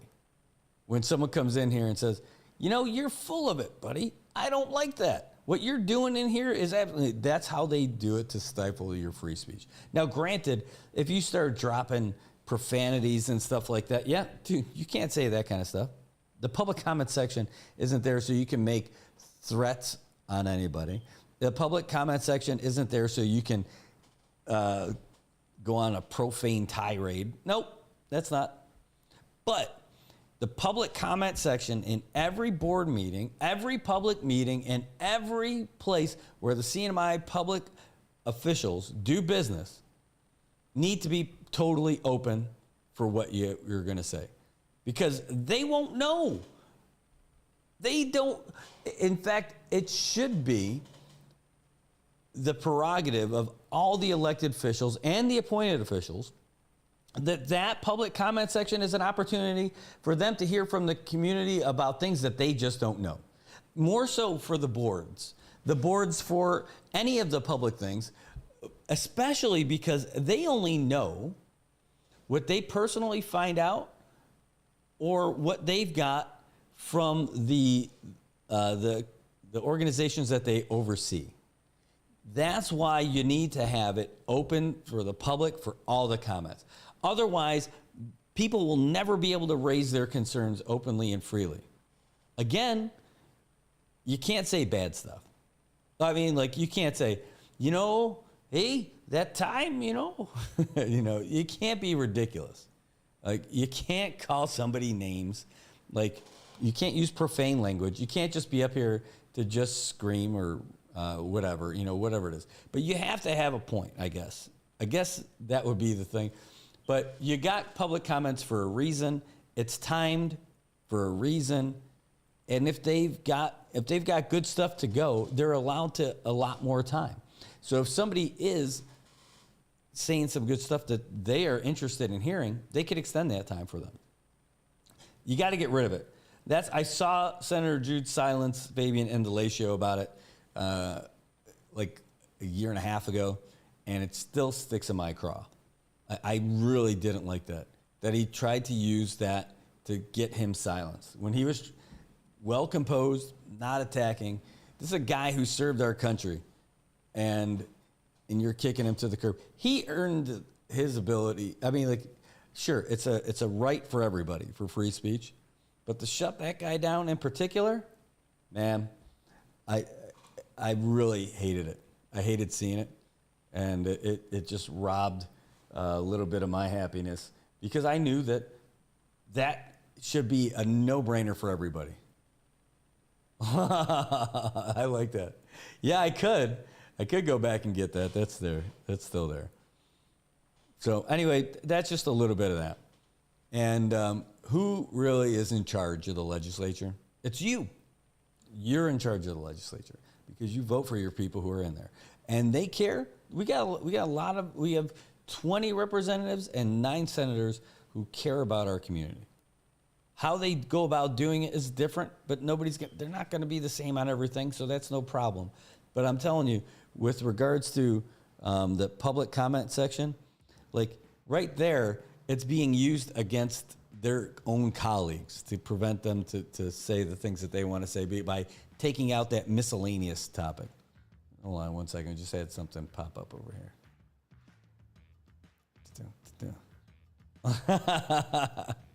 That's great.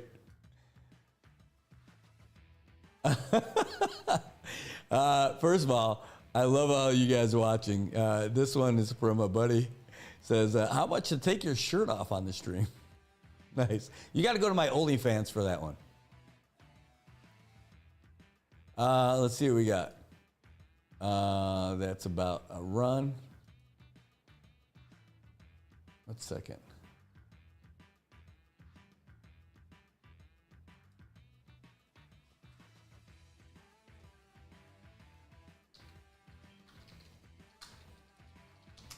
I'm going to meet up with somebody here in just a second, talk some shop. All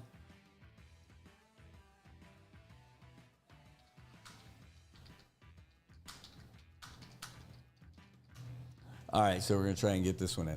All right, so that's what I got for you guys. I mean, that's it. We're not going to, it is a holiday today. We're here longer because of it.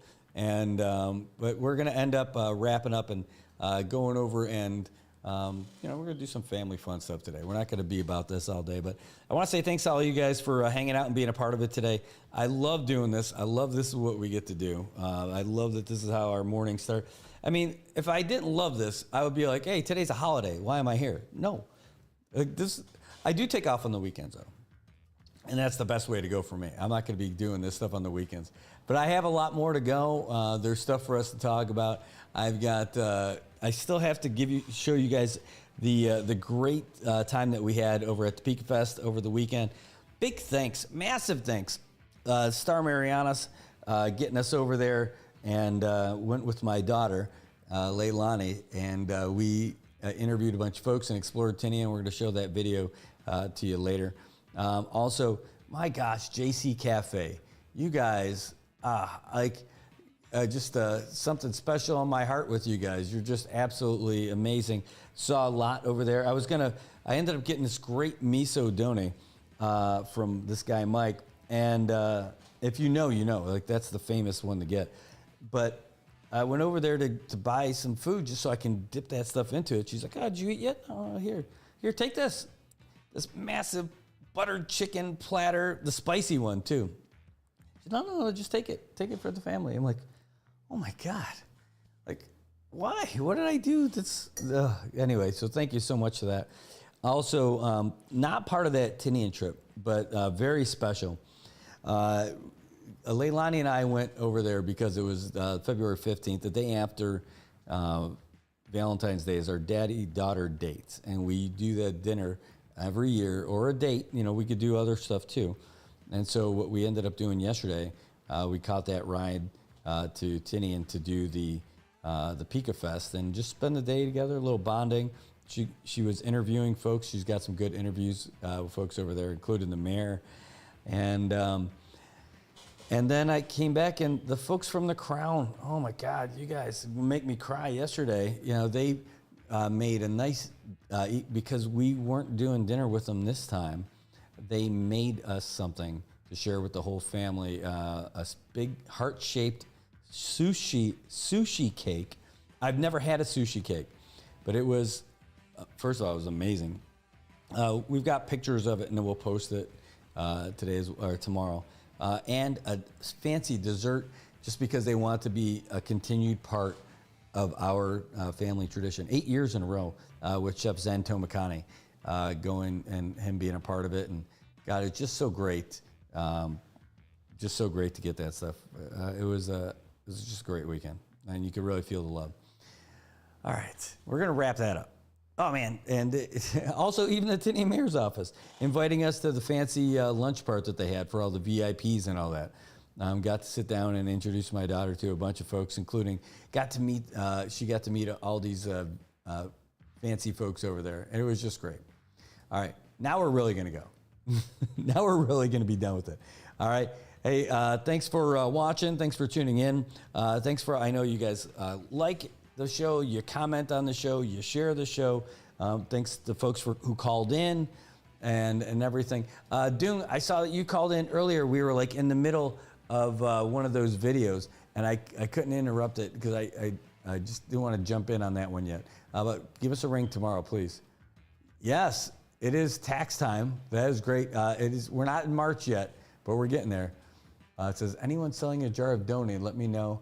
It'll be a great gift for my wife. Oh, man. I brought back this miso donut. I think you're going to have to you'll have to fight for it. This thing is so good. It's not too hot, but it's got nice spice, great flavor, and they called their booth the Tropics Cafe over there, and it was just amazing. I didn't get Mike's last name, but it was like crack. I mean, that stuff is so good. All right. That's it for today, guys. We're going to wrap it up, and we'll see you guys tomorrow morning for another edition of Good Morning Marianas. Hey, there's baseball tonight, too. Oh, my gosh. Are you ready? I am. Good morning, Marianas. So many things we got to discuss. Happy day, Tirawamian greetings. To Rhoda, Guam, Sabin, and Tinian. For all your island news. From a beautiful place with Pacific views, it's always so much fun. Oh. Good morning, Mariana.